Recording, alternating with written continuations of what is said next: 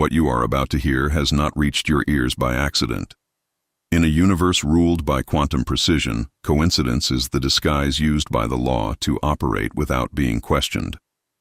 If these frequencies are resonating now in your consciousness, it is because the control system has failed.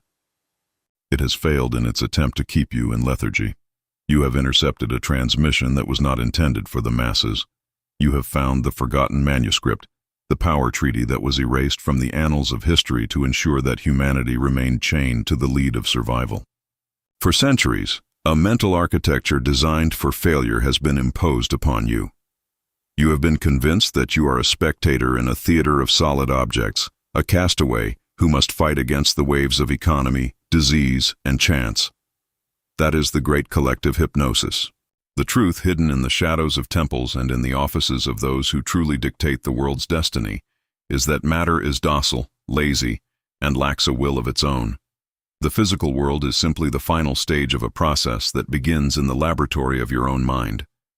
This audiobook is the record of mental alchemy, the supreme science of transmutation. We are not talking about the fantasy of turning metals into clay pots. We are talking about the real technology of turning intention into fact. The lead we are going to transmute is not in the earth. It is in your perception. It is fear, it is the belief in exhausting physical effort, and it is the acceptance of scarcity as a natural law. The gold that we are going to manifest is absolute sovereignty, abundance that flows by gravity, and the authority of a will that knows no impossible.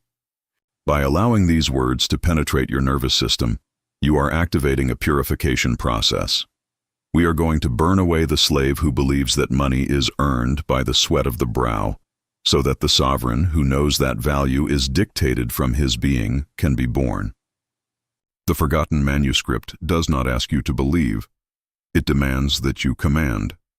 It does not ask you to visualize. It orders you to assume. In this auditory laboratory, time and space are variables that you will learn to bend according to your convenience. Do not look here for comfort for your wounds or validation for your failures. Alchemy is a process of fire, not of caresses. It requires the dissolution of your old identity so that the philosopher's stone of your I am can be distilled. You are about to discover the truth. You are about to discover that the universe is a mirror that has no choice but to return to you the image of power that you dare to hold. The transmission has begun. The veil of oblivion is disintegrating with every second of listening. What was hidden in the silence of centuries emerges. It emerges now to reclaim you. Welcome to the great work. Welcome to the end of supplication and the beginning of command. Your word, from this instant forward, is the only law that the universe recognizes. Chapter 1. The Lead of Scarcity. Listen carefully, because what you are about to receive is the deprogramming of centuries of collective hypnosis. From the moment you were born, an invisible but lethal substance has been injected into your belief system. The lead of scarcity. You have been taught that the world is a place of finite resources. You were told it is a jungle of solid objects where you must fight, sweat, and sacrifice to obtain a crumb of well-being. This is the first lie of the control system, and it is the chain that keeps your consciousness anchored in the lowest vibration of matter.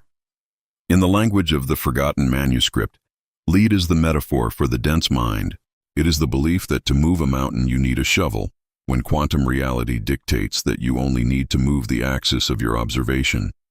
Most human beings spend their entire lives trying to manipulate effects without ever touching causes. They run after money, chase opportunities, and exhaust themselves in physical effort.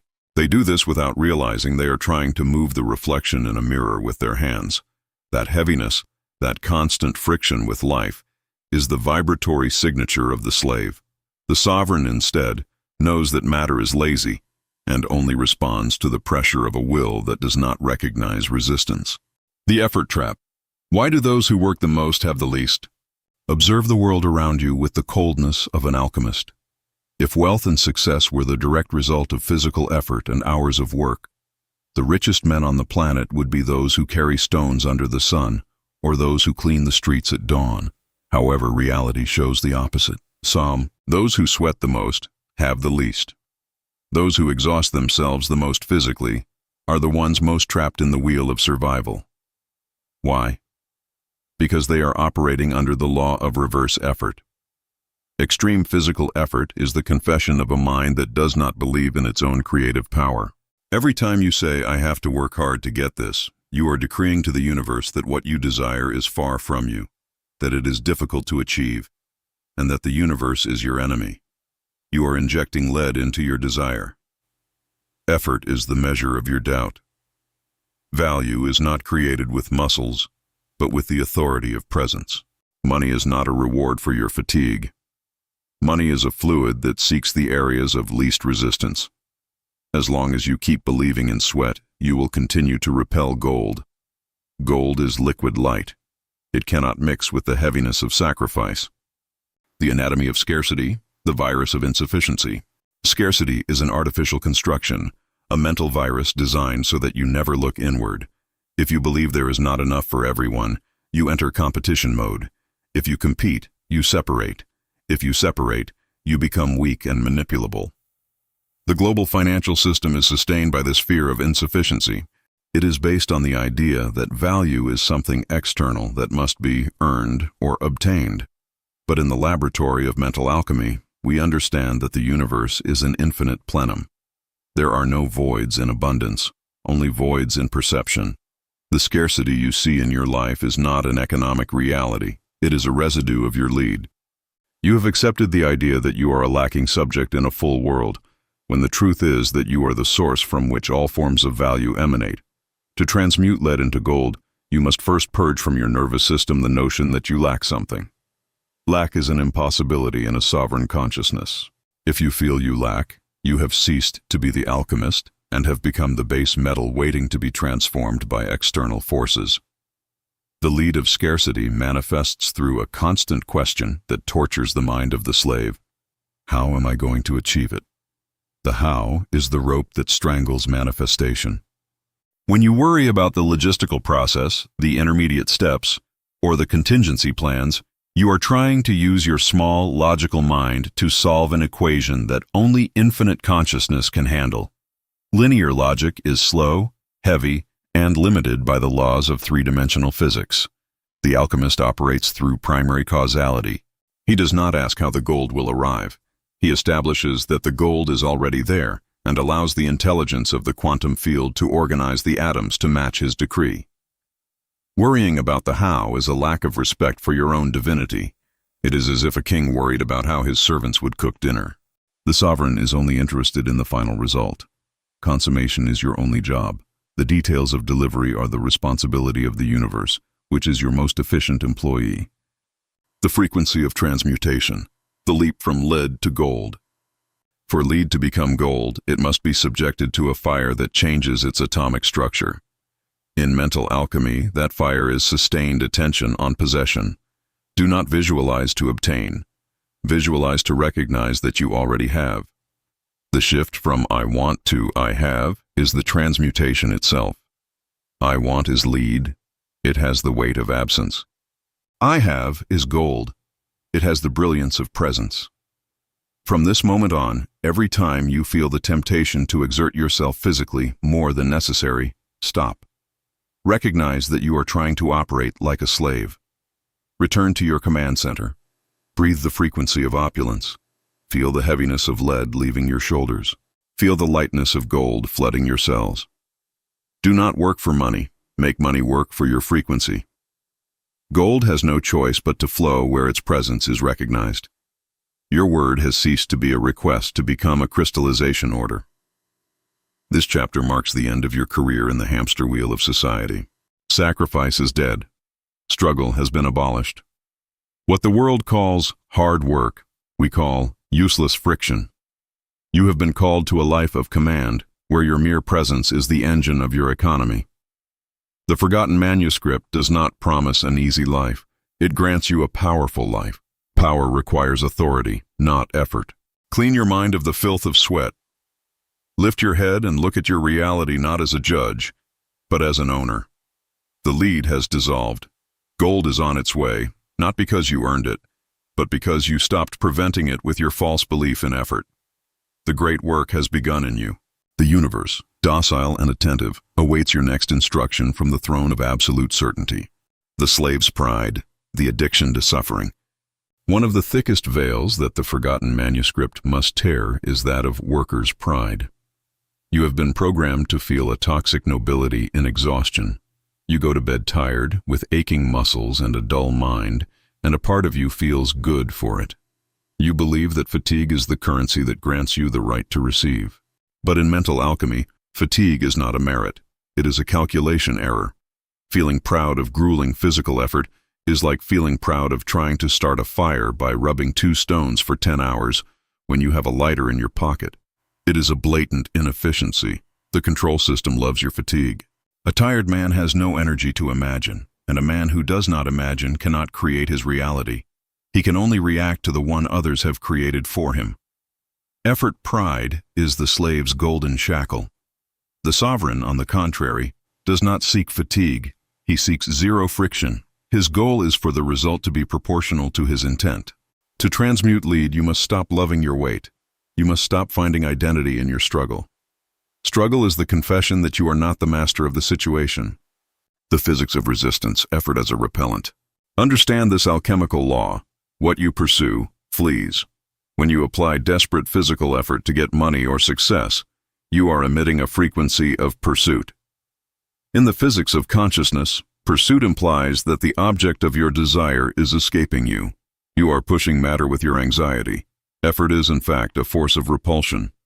Imagine trying to catch a cat by running after it. The animal will flee out of survival instinct.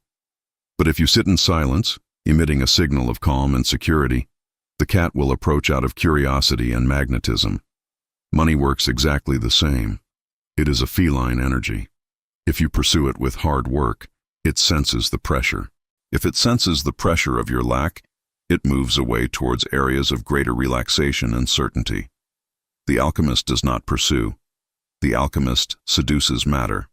His job is not to run, but to become so magnetic through the conviction of possession that opportunities have no choice but to collapse into his field of influence.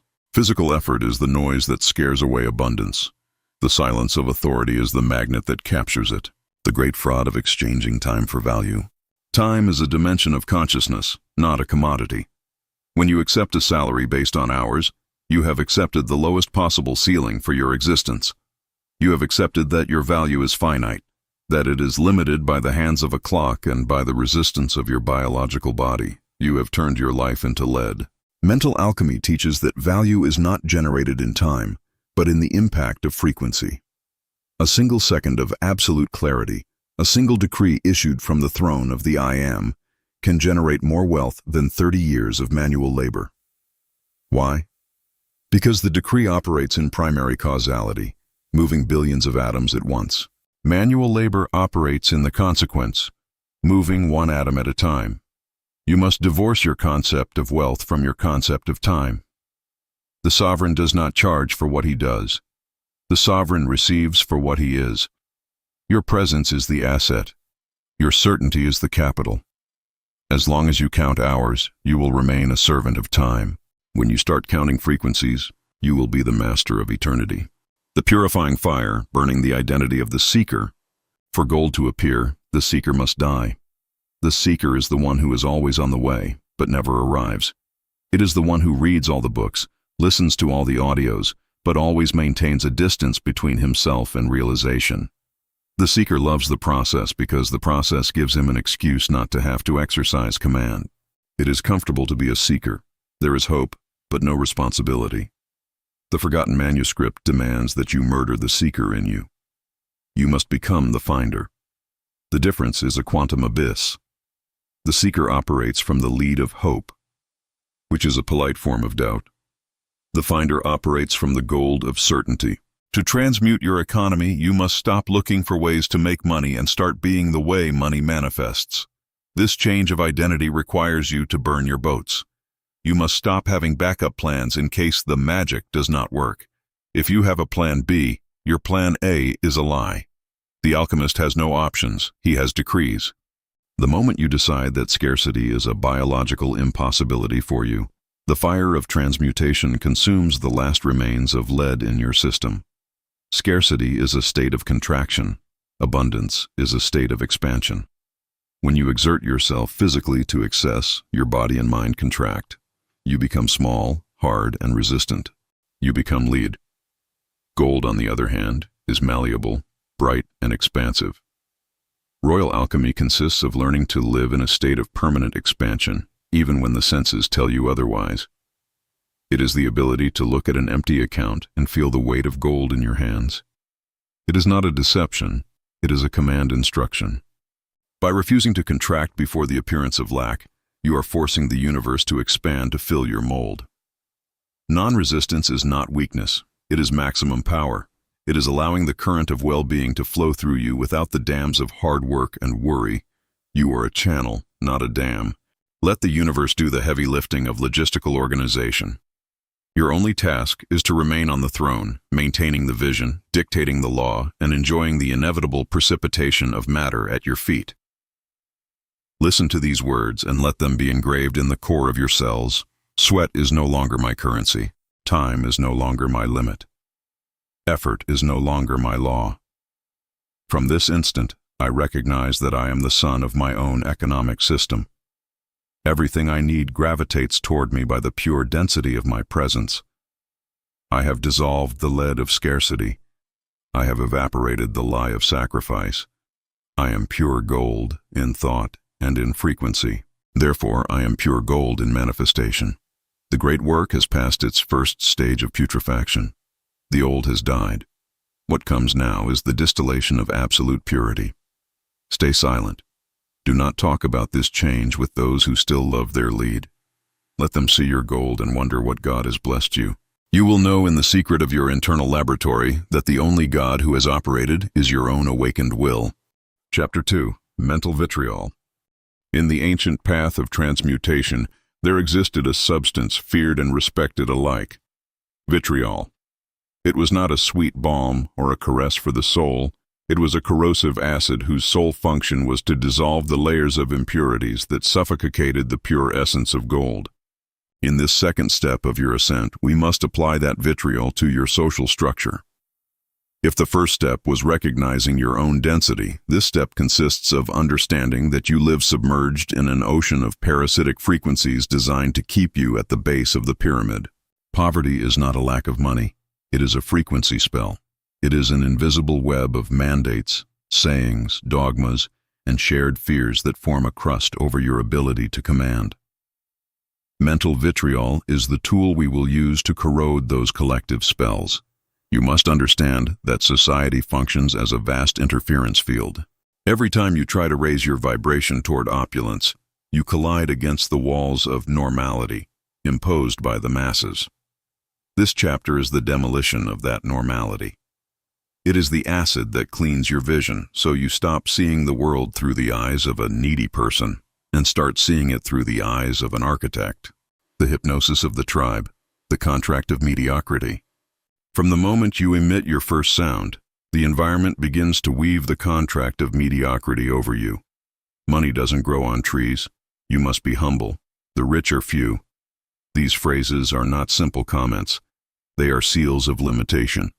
Collective poverty is maintained through unconscious loyalty to the tribe. There is an atavistic fear of being different, of standing out, of possessing what others do not. This fear is what keeps the spell alive. Mental vitriol acts upon this loyalty. You must be willing to be a traitor to the poverty of your lineage. Most people prefer to be accompanied in scarcity than alone on the throne. The collective spell whispers that wealth will separate you from your own, that it will make you a cold person, or that you will lose your essence. Those are the defenses of the control system. True coldness is not having the resources to exercise your will. True loss of essence is spending a whole life chained to survival. Dissolving the spell requires you to cut the threads of social validation. The alchemist operates in the secrecy of his laboratory because he knows that the opinion of the masses is the greatest contaminant of the great work. The anatomy of the parasite. How scarcity feeds. Collective poverty is a living organism that needs food to survive. That food is your attention and your validation. Every time you speak of the crisis, every time you complain about prices, every time you share fear for the economic future, You are feeding the parasite. You are granting reality to a shared hallucination. The vitriol must be applied here with a discipline of iron. You must stop feeding what you wish to destroy. The spell is strengthened through repetition. Media, cafe conversations, and educational structures are repeaters of the scarcity frequency. They bombard you with the idea that the world is collapsing. They tell you there is not enough for everyone and that you must protect the little you have. This is the vibration of contraction. Mental vitriol dissolves this tendency by showing you that economic reality is just a convention of fears. If you withdraw your attention from the collective drama, the drama ceases to have power. You cannot be free if you continue consuming the informative poison of the masses. The seal of false humility, the enemy of command. Perhaps the most difficult spell to corrode is that of false humility.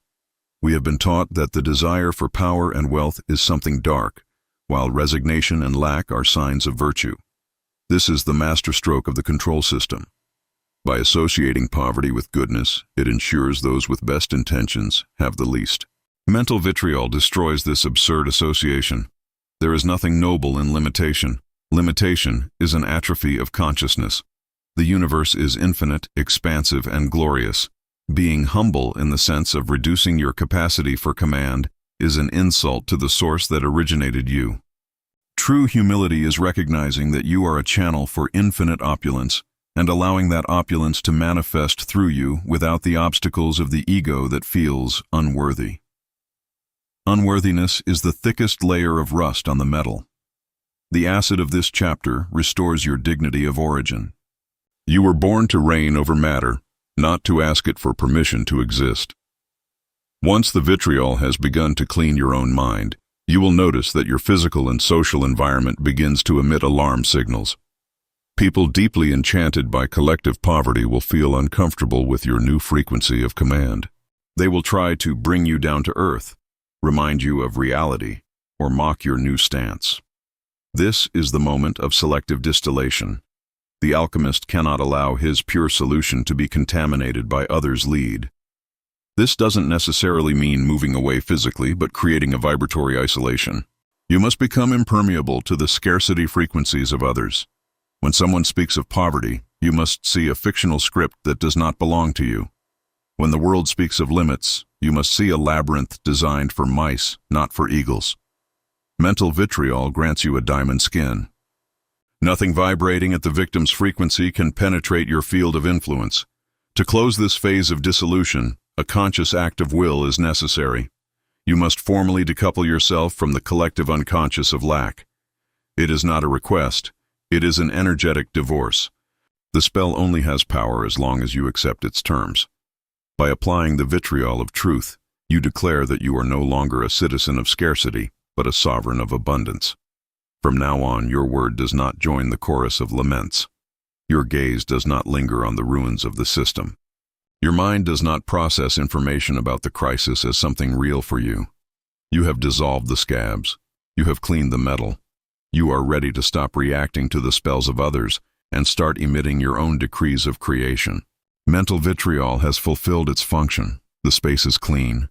The parasite has starved to death.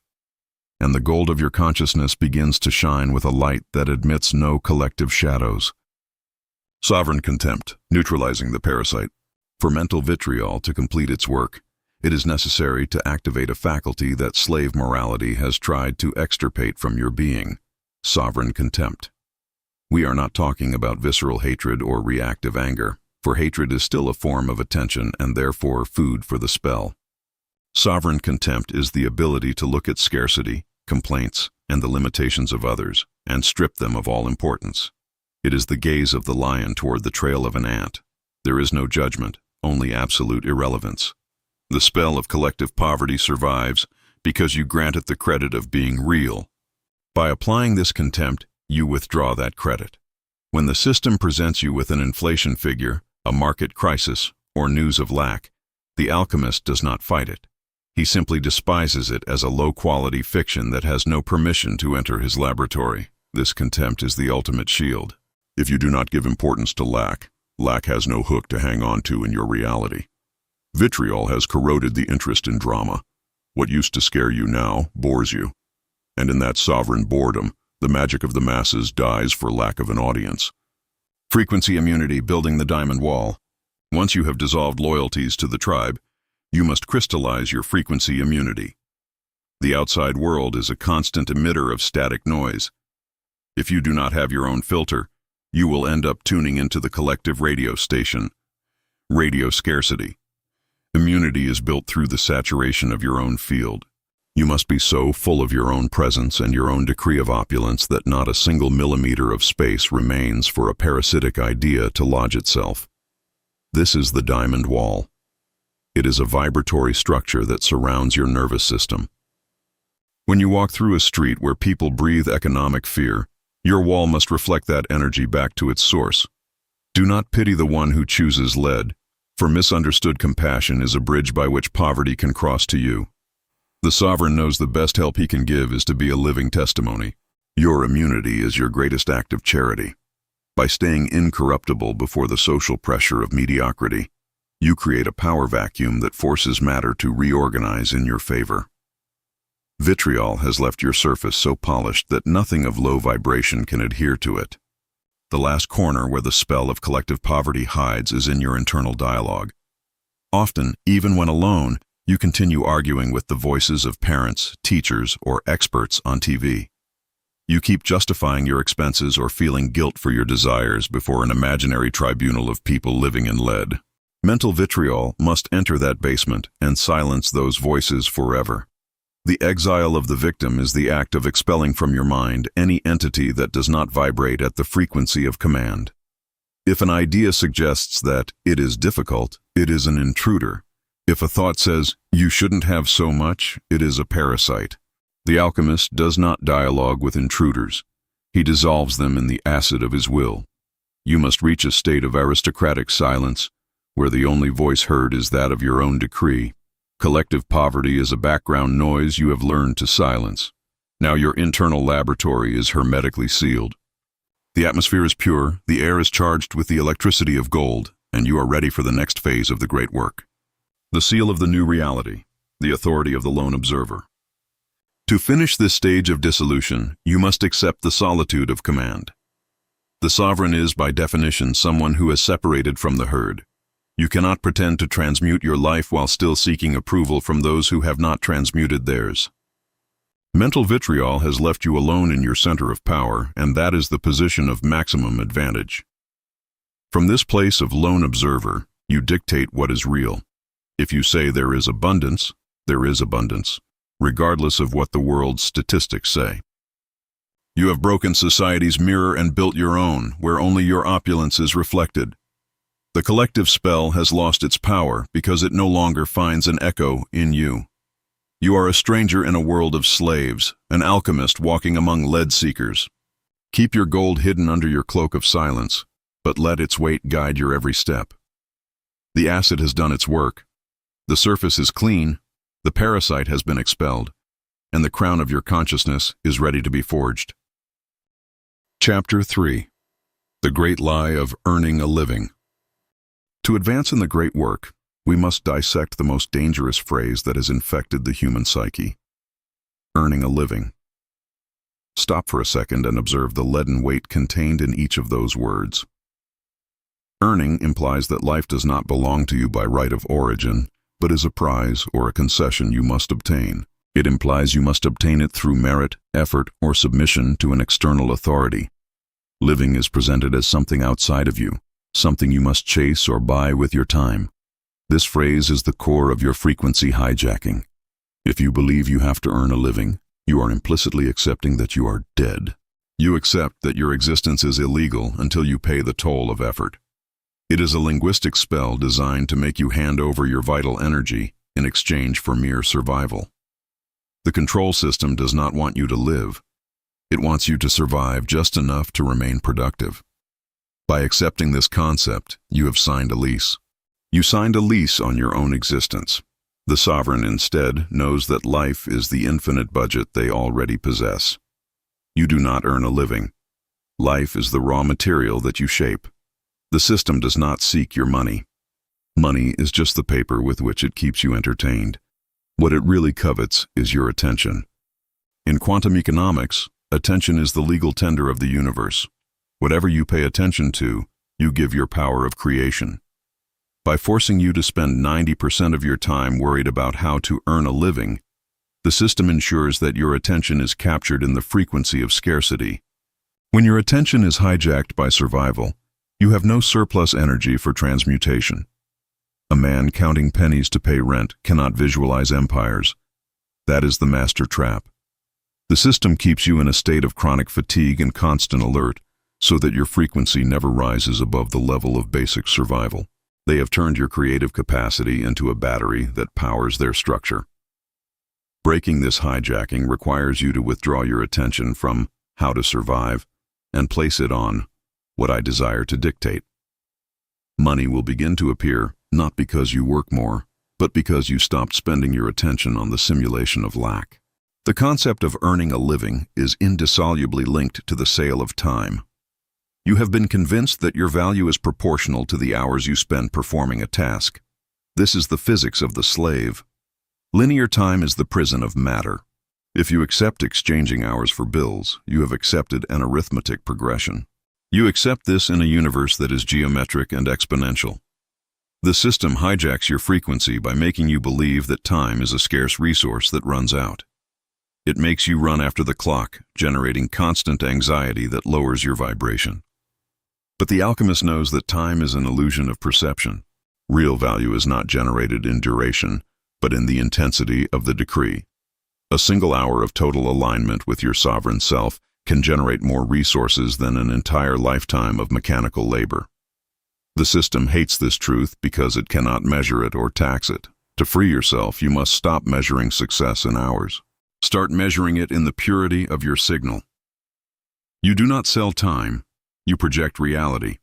To keep the engine of earning a living running, the system must ensure you never feel complete. It has created a consumer culture where well-being is always in the next purchase, the next promotion, or the next year. They have hijacked your frequency of satisfaction and replaced it with a frequency of perpetual seeking. This chronic dissatisfaction is the fuel of scarcity. If you felt complete right now, the system would collapse. A man who recognizes himself as the possessor of everything cannot be manipulated by fear of losing his job or status. The hijacking of your frequency occurs when you allow the outside world to define what you need to be happy. The great work teaches you to reverse the process. Satisfaction is the cause, not the effect. By inhabiting the frequency of fulfillment before seeing physical results, you break the cycle of dependence on the system. You do not work to be happy. You are so happy and sovereign that the universe is forced to surround you with luxuries that match your internal state. The system offers you security in exchange for your frequency. A fixed salary, health insurance, a future pension. These are all sedatives for the creative spirit. Security is the name cowards give to stagnation. When you seek security, you are declaring that you are afraid of the universe and that you do not trust your ability to command. You are exchanging your freedom of transmutation for a padded cage. The price of this security is your omnipotence. The system hijacks your frequency by making you dependent on its crumbs. For the sovereign, the only real security is their own ability to imprint their will upon matter. You do not need life insurance when you are the master of life. You do not need a pension when you know how to summon gold from the void at any moment. Dissolving the spell of security is the alchemist's greatest act of faith. Letting go of the system's rotten branch to discover that you have wings. By stopping the search for security, you become unassailable. You are life. There is nothing to earn because there is nothing that can be taken from you that truly belongs to you. The idea that you must justify your existence through work is an insult to the cosmic intelligence that brought you here. The sun does not earn the right to shine. The tree does not work to bear fruit. They simply express their nature. Your nature is expansion, command, and opulence. The system has hijacked your frequency by making you believe you are a stranger in your own home, a guest who must pay for their stay. By waking up from this lie, you recover your inheritance. Life ceases to be a weight and becomes a design game. You no longer work to survive. You operate to manifest the glory of your own consciousness. The hijacking is over. The frequency has been recovered. The laboratory is ready for the mass production of reality. Disconnecting from the egregore of work, Breaking the psychic link. To recover your frequency, you must first understand what an egregore is. In terms of mental alchemy, an egregore is an energetic entity fed by the thoughts and emotions of millions of people. The egregore of work is one of the most voracious constructions of modern civilization. It feeds on stress, hurry, fear of being fired, and the false satisfaction of duty fulfilled. Every time you complain about your day or feel that you must exert yourself to be worthy of a salary, you are sending your vital energy directly to this collective parasite. Disconnecting does not necessarily mean quitting your job. It means withdrawing your devotion. The system hijacks your frequency by making you believe your job is your identity. They ask, "What are you?" and you answer with your profession. That is the slave's label. The sovereign knows their occupation is just a temporary game in the plane of forms, but their identity is the I am. By unlinking your personal value from your labor productivity, the egregore loses its grip on you. You stop being a battery for the system and become an independent operator. The pressure disappears because you no longer seek validation in effort, but efficacy in command. The frequency hijacking manifests physically through forced action. This is the action you perform because you have to, born from pressure, fear of lack, or the linear logic of step by step. Forced action is heavy, exhausts your adrenal glands, and produces mediocre results because it is stained with the vibration of need. It is the attempt of lead to act as if it were gold. The alchemist operates from inspired action. This is the action that arises as an overflow of your state of possession. When you inhabit the frequency of opulence, a moment comes when the perfect idea, the exact contact, or the precise movement presents itself with electrical clarity. You do not do it out of fear. You do it out of enthusiasm, out of play, for the pure joy of seeing your will move in the physical world. Inspired action is light. It does not consume energy, but generates it. It is the universe moving through you to fulfill your own decree. While the system forces you to do, to have, alchemy teaches you to be, so that doing is a natural and joyful byproduct of your abundance. The control system has designed a pyramid of needs that always keeps you at the base. It tells you that you must first secure food, then shelter, then status, and perhaps at the end, realization. This hierarchy is a social engineering trap.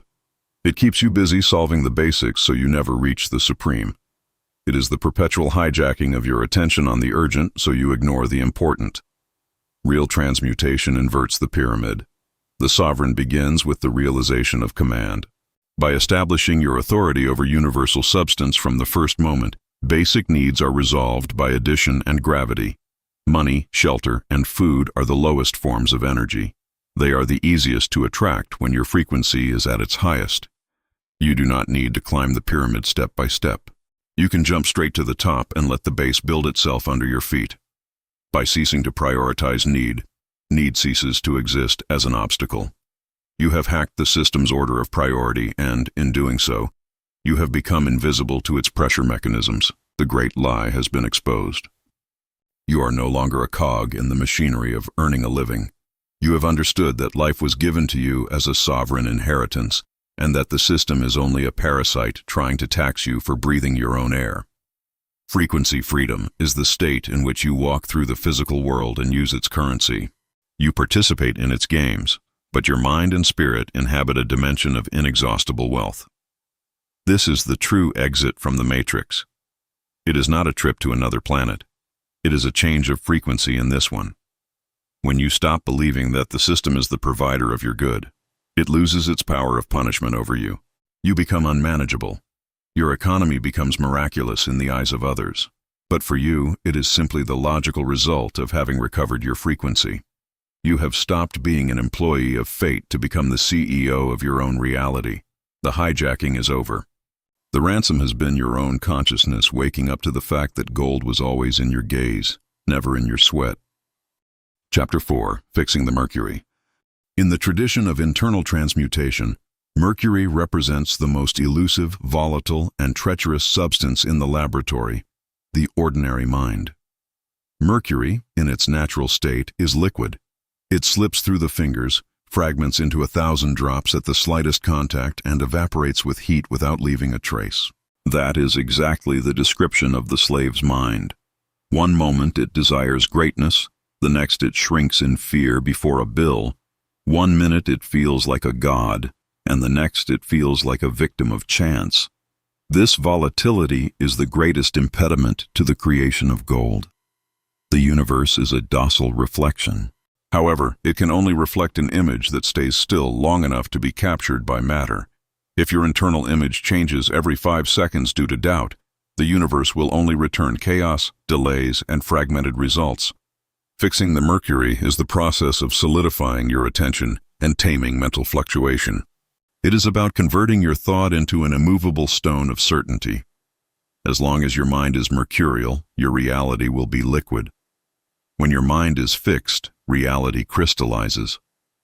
Doubt is not a simple intellectual suggestion. It is an act of quantum sabotage. The moment you issue a command and then ask, "What if it doesn't work?" you have canceled the order. You have sent 2 contradictory frequencies to the field of possibilities, and the result is total annulment. Doubt is the acid that corrodes the gold before it even reaches your hands. The control system has trained your mental mercury to doubt by default.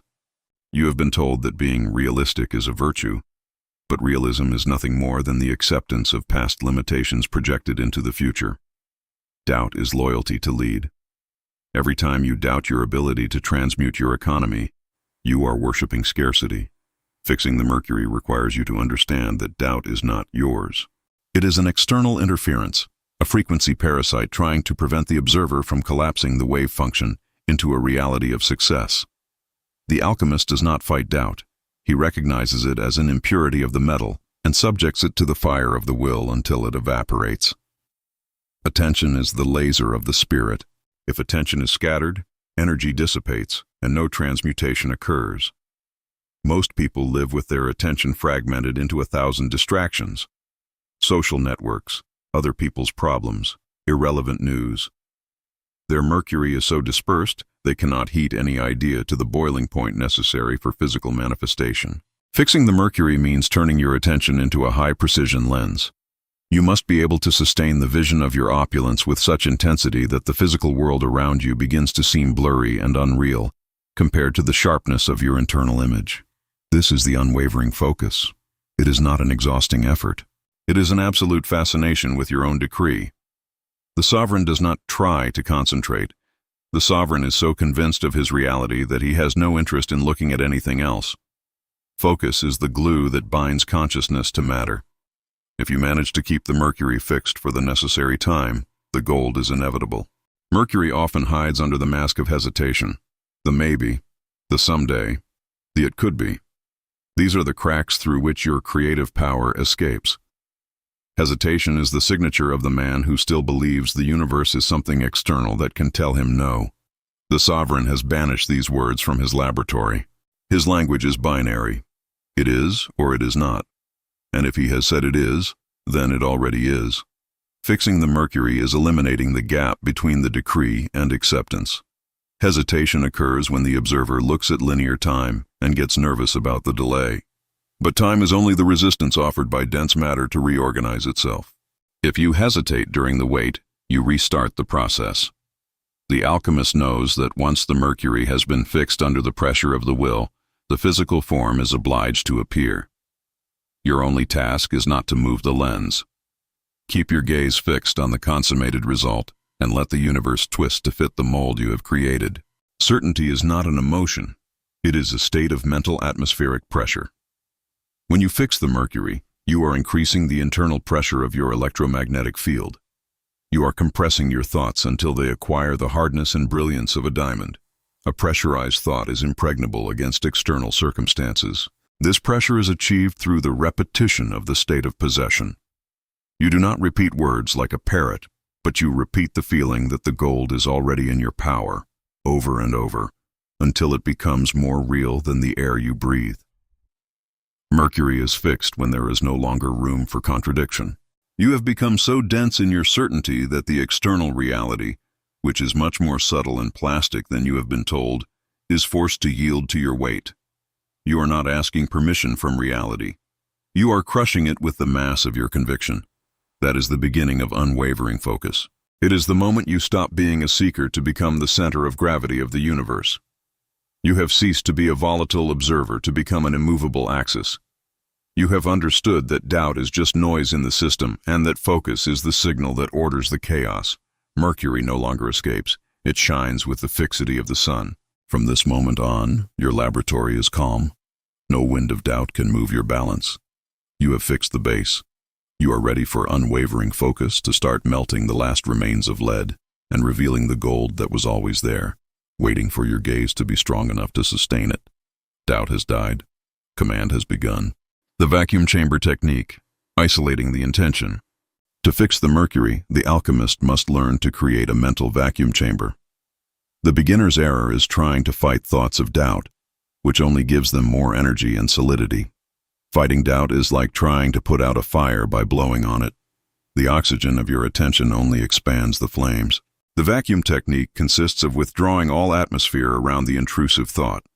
If there is no air, there is no combustion. If there is no attention, the thought disintegrates for lack of sustenance. Fixing the mercury in the vacuum chamber means that when a decree of opulence is launched, it is hermetically sealed. You do not allow a single atom of external opinion or situational logic to enter. In this vacuum, your intention becomes absolute. It has no competition. It has no noise. It is a pure signal that travels through the ether without encountering resistance. Fixity is achieved not by force but by exclusion. You have decided that nothing else exists except your will. By emptying your mind of the distractions of the leaden world, you leave the space free for the gold to condense. The vacuum is the womb of sovereign creation. Fixing the mercury requires an almost inhuman quality, indifference toward the senses. Your eyes will tell you the account is empty. Your ears will hear complaints of scarcity. Your touch will feel the hardness of limitation. These are the spies of the control system trying to make you move the lens. If you believe them, the mercury returns to its liquid state and the transmutation stops. The sovereign must be able to look at physical evidence and say, "This is a remnant of the past, an empty shell that has no power over my present." The wall of indifference is the border where the facts of the world collide and vanish. You do not deny the figure on the screen is low. What you deny is its authority. By being indifferent to what you see, you maintain the fixity of what you know. The alchemist knows that matter is the last link in the chain and, therefore, the slowest. If you change your internal gaze and keep it fixed despite contrary evidence, matter has no other physical choice but to reorganize. Your indifference is the anchor that prevents your reality from drifting from the course you have dictated. Mercury is fixed when the senses can no longer move the rudder. Unwavering focus is not an isolated event. It is a crystallization. At first, keeping the mercury still requires constant vigilance, but with repetition, the structure of thought changes. What was once an effort of concentration becomes a state of being. You become a person who, by nature, only sees possibilities for expansion. Your brain rewires itself to filter the lead and detect the gold in every circumstance. This crystallization is the signal that the internal transmutation has succeeded. You no longer need to do focus exercises because you are the focus. Your mere gaze upon a project, an investment, or an idea acts as a catalyst that accelerates manifestation. You have ceased to be a passive observer. You have become a professional wave function collapser. Mercury is no longer a threat of volatility. It is now the solid base upon which your empire rests. Focus is now your breath, and your certainty is the pulse of your existence. You have reached the fixity of the sun, and everything in your orbit revolves. Everything revolves according to your gravity. Mercury has been fixed. Doubt has been evaporated in the crucible of indifference. Focus has become unwavering. What was once a jumping and fearful mind is now a rock of authority. In this state, any decree you launch is definitive. There is no turning back. There is no revision of the order. There is no plan B. When the alchemist reaches this fixity, the universe feels the pressure. Matter begins to creak under the weight of a will that does not yield. Contacts appear, money flows, the doors that were locked with leaden padlocks melt as you pass. It is not magic. It is the result of a consciousness that has stopped sabotaging itself. Fixed mercury is the guarantee of the great work. You have crossed the threshold where thought becomes destiny. Keep your gaze on the gold. Keep your back straight on the throne of your mind and watch reality kneel. Chapter 5, The Laboratory of Silence. We have reached one of the oldest and least understood secrets of transmutation, the law of silence. In a world obsessed with external validation, where every thought is published and every intention is exposed to the gaze of others, the sovereign must cultivate the art of psychic invisibility. The laboratory of silence is not a physical place, but a posture of your consciousness. It is the recognition that an idea, to crystallize into matter, needs to be incubated in a high-pressure chamber, free from the leaks of public opinion. To reveal your stone, your project, your decree of wealth, or your internal change process, to reveal it before it is a solid fact in the physical world is an act of self-sabotage.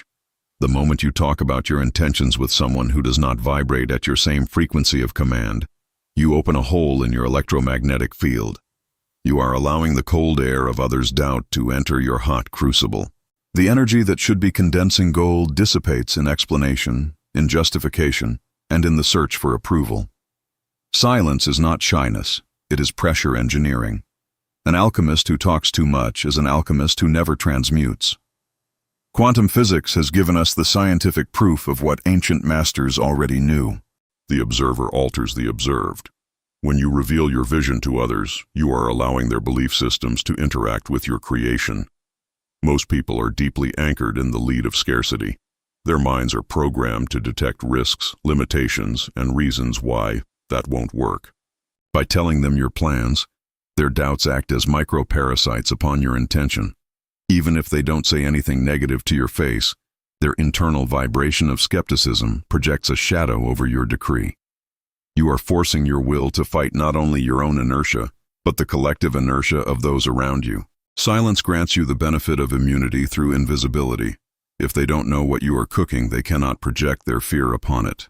Your philosopher's stone grows in the darkness, fed only by your own certainty, becoming so dense that by the time the world sees it, it will already be an immovable reality. There is a biological and psychic trap in the act of talking about what you are going to do. The brain often confuses the statement of an intention with the execution of it. When you tell with enthusiasm that you are going to earn a fortune or close a historic deal, you receive a discharge of dopamine that gives you premature satisfaction. You feel that you have already achieved something just by having said it. This is the drain of will. That false satisfaction reduces your creative hunger.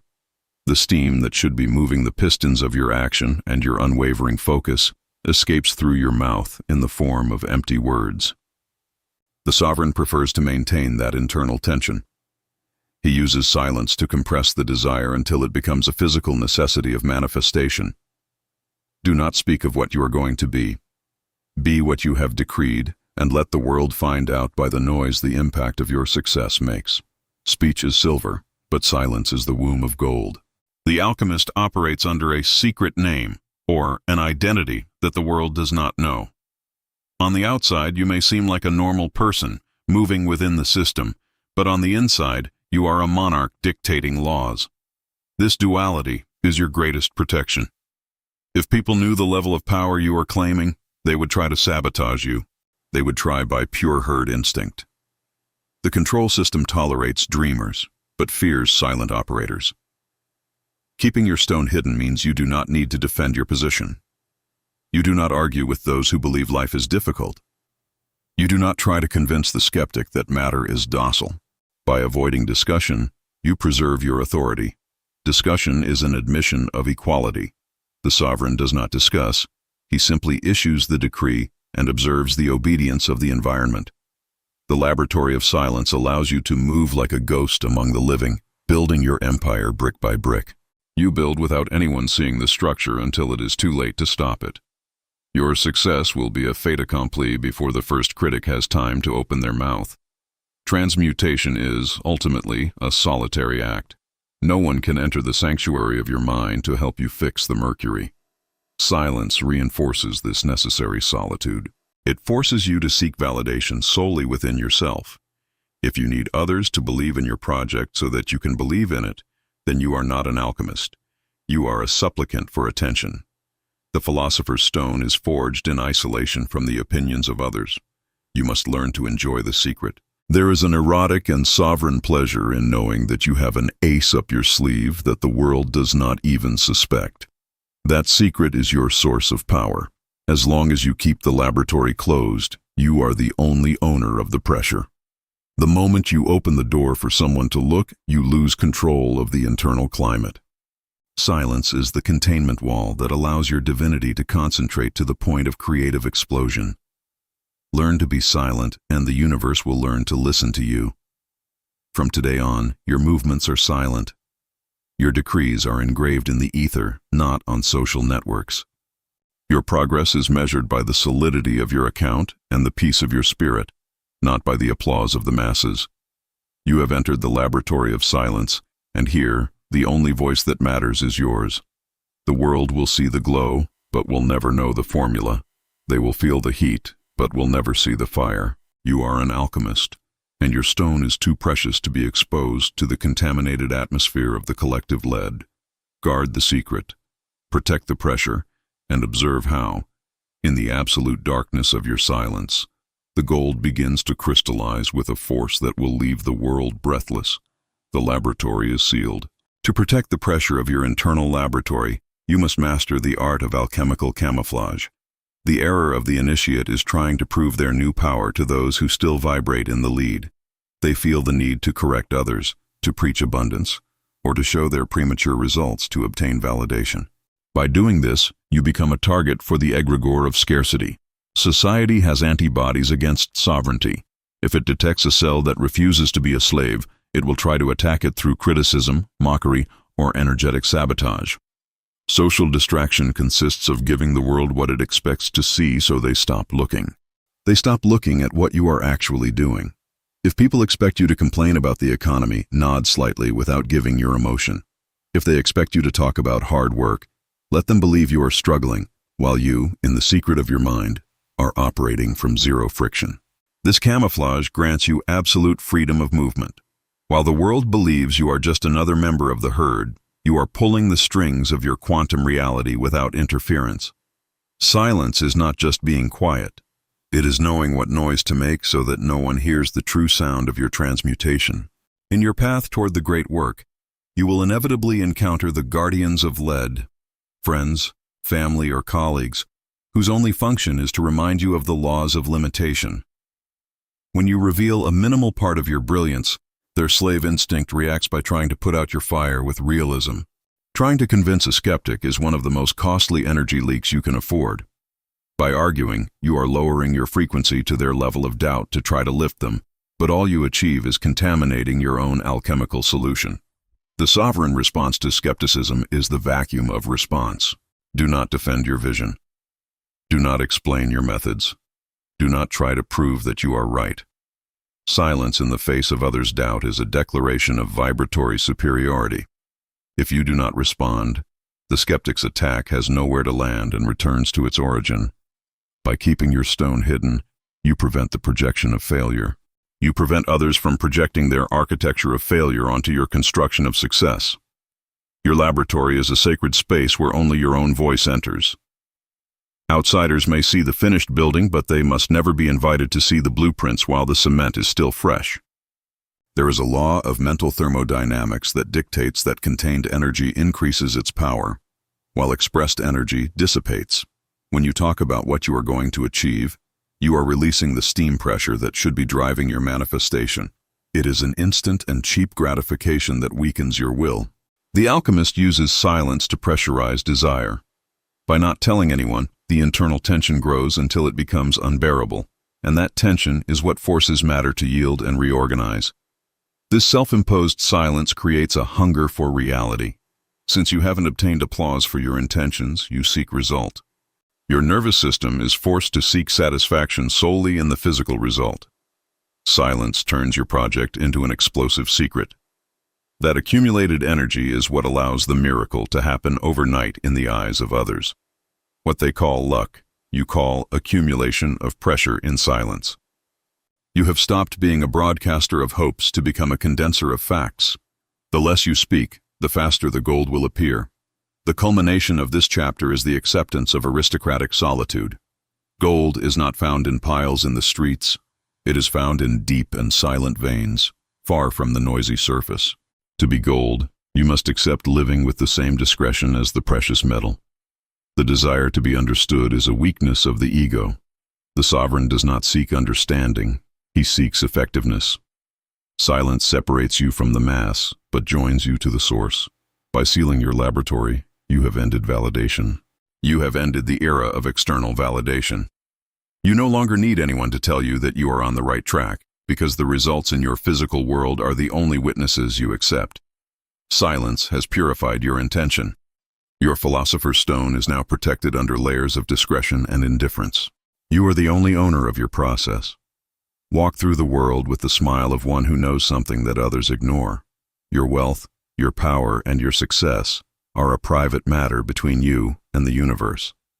The laboratory of silence is closed from the outside, but from the inside, the light of gold is already blinding. Chapter 6. The Evaporation of Need. In the alchemy of consciousness, there exists a subtle poison that often goes unnoticed, even by the most attentive initiates: need. Most human beings confuse sovereign desire with desperate need. They believe that the more they need something, the more strength they are giving to its manifestation. Reality is exactly the opposite. Need is the vibratory confession that you do not have what you seek, and in a universe that is a docile mirror, if you confess lack, the mirror returns a multiplied image of shortage. Need acts as a magnetic repellent. It is a frequency of contraction, of fear, and of urgency. When you need money to pay a debt, you inject lead. By needing an opportunity to appear to save you, you are injecting liquid lead into your intention. You are sending a distress message to the quantum field, and the field, which has no morals but does have precision, responds to your state of distress by keeping you in situations where you continue to need help. The evaporation of need is the process of distilling your desire until it is clean of all anxiety. To desire without lacking is the ability to prefer something without your peace, depending on its immediate appearance. The sovereign prefers gold, but does not need it to confirm their divinity. Need always comes with a stopwatch. The slave is in a hurry because they believe their well-being is in the future, and that the present is a place of danger from which they must escape. This urgency is the heaviest shackle of the control system. By making you feel that time is running out, or that you must achieve it now, the system hijacks your command frequency. It replaces it with a frequency of panic. The alchemist knows that urgency is a hallucination of the linear mind. To evaporate need, you must nullify time. You must be able to inhabit the state of possession with such fullness that the when ceases to matter. If you truly had the gold in your hands right now, would you be in a hurry? No, because it would already be there. Haste is irrefutable proof that you do not believe in your own decree. By eliminating urgency, you withdraw pressure from matter. Matter, not feeling forced by your anxiety, recovers its natural docility and begins to mold itself to your vision with a speed that haste could never reach. The slowness of the result is proportional to the intensity of your impatience. We must distinguish between two types of desire that operate at opposite levels of existence. Supplication. Desire is born from emptiness. It is the desire of one who looks at their bank account, feels small, and asks the universe to change the figure. This desire is lead. It is loaded with the energy of the beggar. The universe does not listen to pleas. It only registers frequencies of identity. If you desire from supplication, the universe registers a beggar identity and delivers more reasons to ask. Command desire, on the contrary, is born from fullness. It is the desire of the sovereign who decides to expand their kingdom. They do not desire because they lack something, but because their nature is creation and growth. It is the difference between eating because you are starving, need, and eating a delicacy for the pure pleasure of the flavor, sovereign preference. To transmute your reality, you must learn to desire from excess, not from lack. You must feel so full of your own potency that physical manifestation is simply an adornment for your consciousness, not a life raft. The command is dry, firm, and lacks anxious emotion. It is a let it be done emitted from the center of power. Evaporating need requires cultivating what we call aristocratic detachment. This does not mean you stop wanting beautiful things, luxury, or power. It means you stop giving them the power to define your internal state. The sovereign is sovereign with or without a physical crown, because the crown is a state of their mind.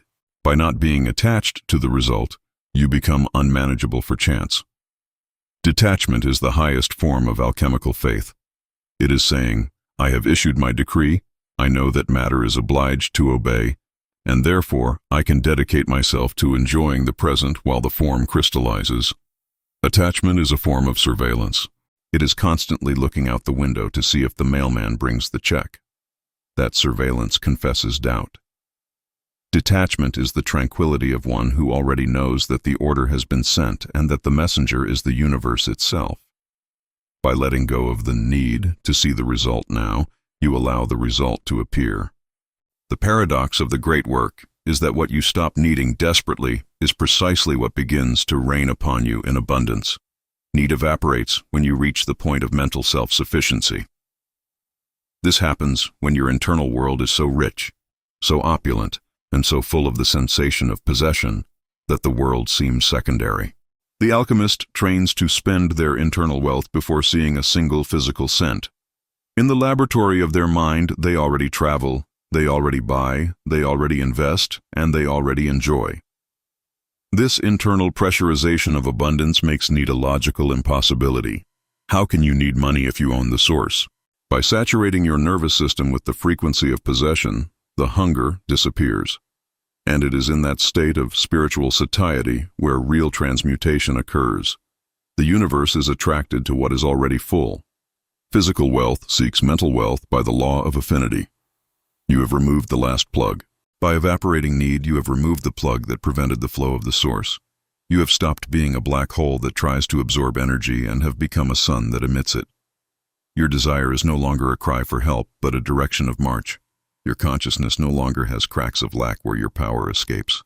From this moment on, every time you feel the sting of need or urgency, recognize it as a lead impurity trying to contaminate your crucible. Take a deep breath, return to the state of possession, and observe how the vapor of anxiety disappears before the heat of your sovereignty. You need nothing, for you have everything at your root. Because you have everything, the world will have no choice but to show you the physical evidence of your inheritance. Need has evaporated. Only command remains. In the architecture of manifestation, there is a counterintuitive but devastatingly effective process: selective forgetting. For an intention to condense into matter, it must first be planted in the quantum field with the force of a sovereign decree, but then it must be left alone. The beginner's error is constant monitoring. If you spend all day thinking about what you want, you are digging up the seed every 5 minutes to see if it has sprouted.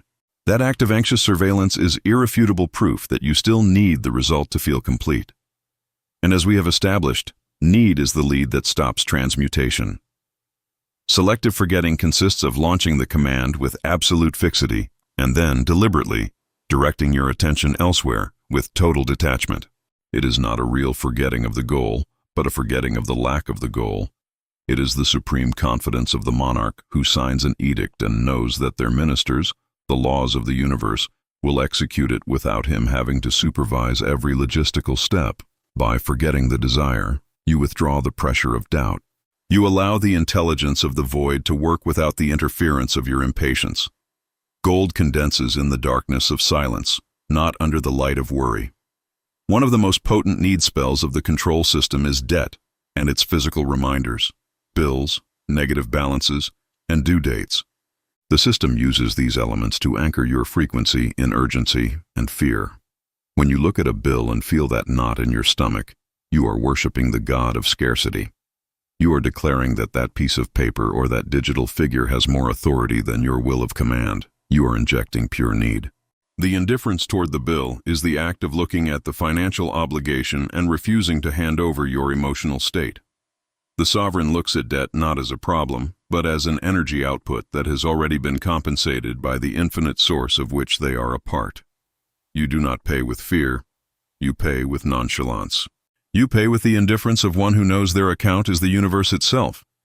By removing the emotional charge from debt, you break the cycle of attracting more debts. The need for money to arrive to cover something disappears and is replaced by the certainty that the flow is constant. Money flows toward naturalness. Money flows toward those who treat it with naturalness, not toward those who treat it with desperation. Your indifference is the acid that dissolves the chain of debt. Paradoxically, the point of greatest power for an alchemist is the state of no preference. This does not mean you don't want gold or that you have become apathetic. It means that your peace is so solid that, whether the gold arrives today or arrives tomorrow, your divinity remains intact. It is the end of the dictatorship of when you manage to say internally, I desire this opulence, but my happiness does not depend on it because I am already the source of all good. Need evaporates. In this state, the universe becomes madly docile. The quantum field loves to deliver everything to the one who demonstrates that they do not need it to confirm who they are. It is the psychology of abundance. Money seeks the one who already feels rich. Success seeks the one who already feels victorious. By reaching no preference, you have eliminated the last resistance. There is no longer friction between you and your manifestation. You have become a low-pressure channel through which wealth flows, simply because it finds no obstacles of anxiety in its path. You have stopped pushing life and started allowing it. You have allowed life to pour over you. You have understood that need is a parasite that feeds solely on the illusion of separation. By recognizing that you and the object of your desire are the same substance in different states of density, need loses all logic. You cannot need what you already are. You cannot lack what forms part of your own expanded consciousness. From this moment, you walk with the lightness of one who has dropped a 1,000-kilo burden. Your desires are no longer weights. They are games of light and will. Your economy is no longer a problem to solve. It is a natural expression of your freedom. You have evaporated need in the fire of your own fullness. In this laboratory of silence and power, gold is no longer a distant goal, but an inevitable consequence of your new internal architecture. The air is pure, the pressure is perfect, and the command is absolute. Need has died. Only the enjoyment of the kingdom remains. Chapter 7. The Marriage of the Sun and the Moon. In the deepest symbology of transmutation, the sun represents the spirit, the command, the pure will, and the sovereign mind. It is the emitting force, the fire that dictates the law. The moon, on the contrary, represents the soul, the body, matter, and the subconscious. It is the receiving force, the mirror that reflects and densifies solar light. For centuries, the control system has kept these two powers in a state of permanent divorce. They have taught you to think one thing, sun, while your body feels and does another, moon. The marriage of the sun and the moon is the process of forcing your biology and your subconscious to kneel before the decrees of your higher mind. If your mind says, I am opulence, but your body feels the cold of scarcity or the tremor of doubt, transmutation stops. There is no gold without marriage. The mind must issue the order with the authority of the sun, and the body must obey with the docility of the moon. When feeling, body, merges with the decree, mind, reality must collapse. Physical reality has no other choice but to collapse into the form you have dictated. You must understand that your body is a creature of habit. Your biology has been trained for decades to vibrate in lead. Your cells have a scarcity memory. They are used to the cortisol of stress, the chemistry of worry, and the slow rhythm of survival. The body is the moon, and on its own, it has no light of its own. It only reflects what it has received through repetition. When you begin to operate as a sovereign, your body usually rebels. Your mind decrees wealth, but your nervous system sends signals of danger because it does not recognize that new frequency. This is the inertia of matter. The mistake of the novice alchemist is to believe his body when it feels fear. The sovereign instead treats his biology as a subject that must be re-educated. You do not negotiate with your cells. You flood them with the new frequency of the sun until their ancient memory of lead dissolves. The marriage begins when you stop being a slave. You stop being a slave to your sensations and become the programmer of your internal chemistry. The sun does not ask if it can shine. It simply shines, and the entire solar system organizes itself around it. Your sovereign mind must operate with that same lack of hesitation. Frequency hijacking occurs when the sun looks at the moon for validation. When your mind looks at your current reality or your bodily sensations to see if it is working, you have inverted the hierarchy. You have made the sun dependent on the moon. Fixing the command of the mind means that your decree is independent of what you feel or see. If you have decided that you are gold, that is the final truth.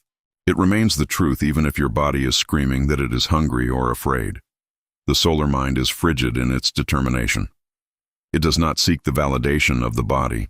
It imposes its law upon it. This is true alchemical will, the ability to sustain a mental state of absolute possession until the body begins to generate the chemistry of wealth. The sun must dominate the moon through the unyielding insistence of its light. The moon, your subconscious and your body, is a perfect servant, but she is an amoral servant. She does not question whether what you send her is good or bad, possible or impossible. She simply fecundates it and manifests it.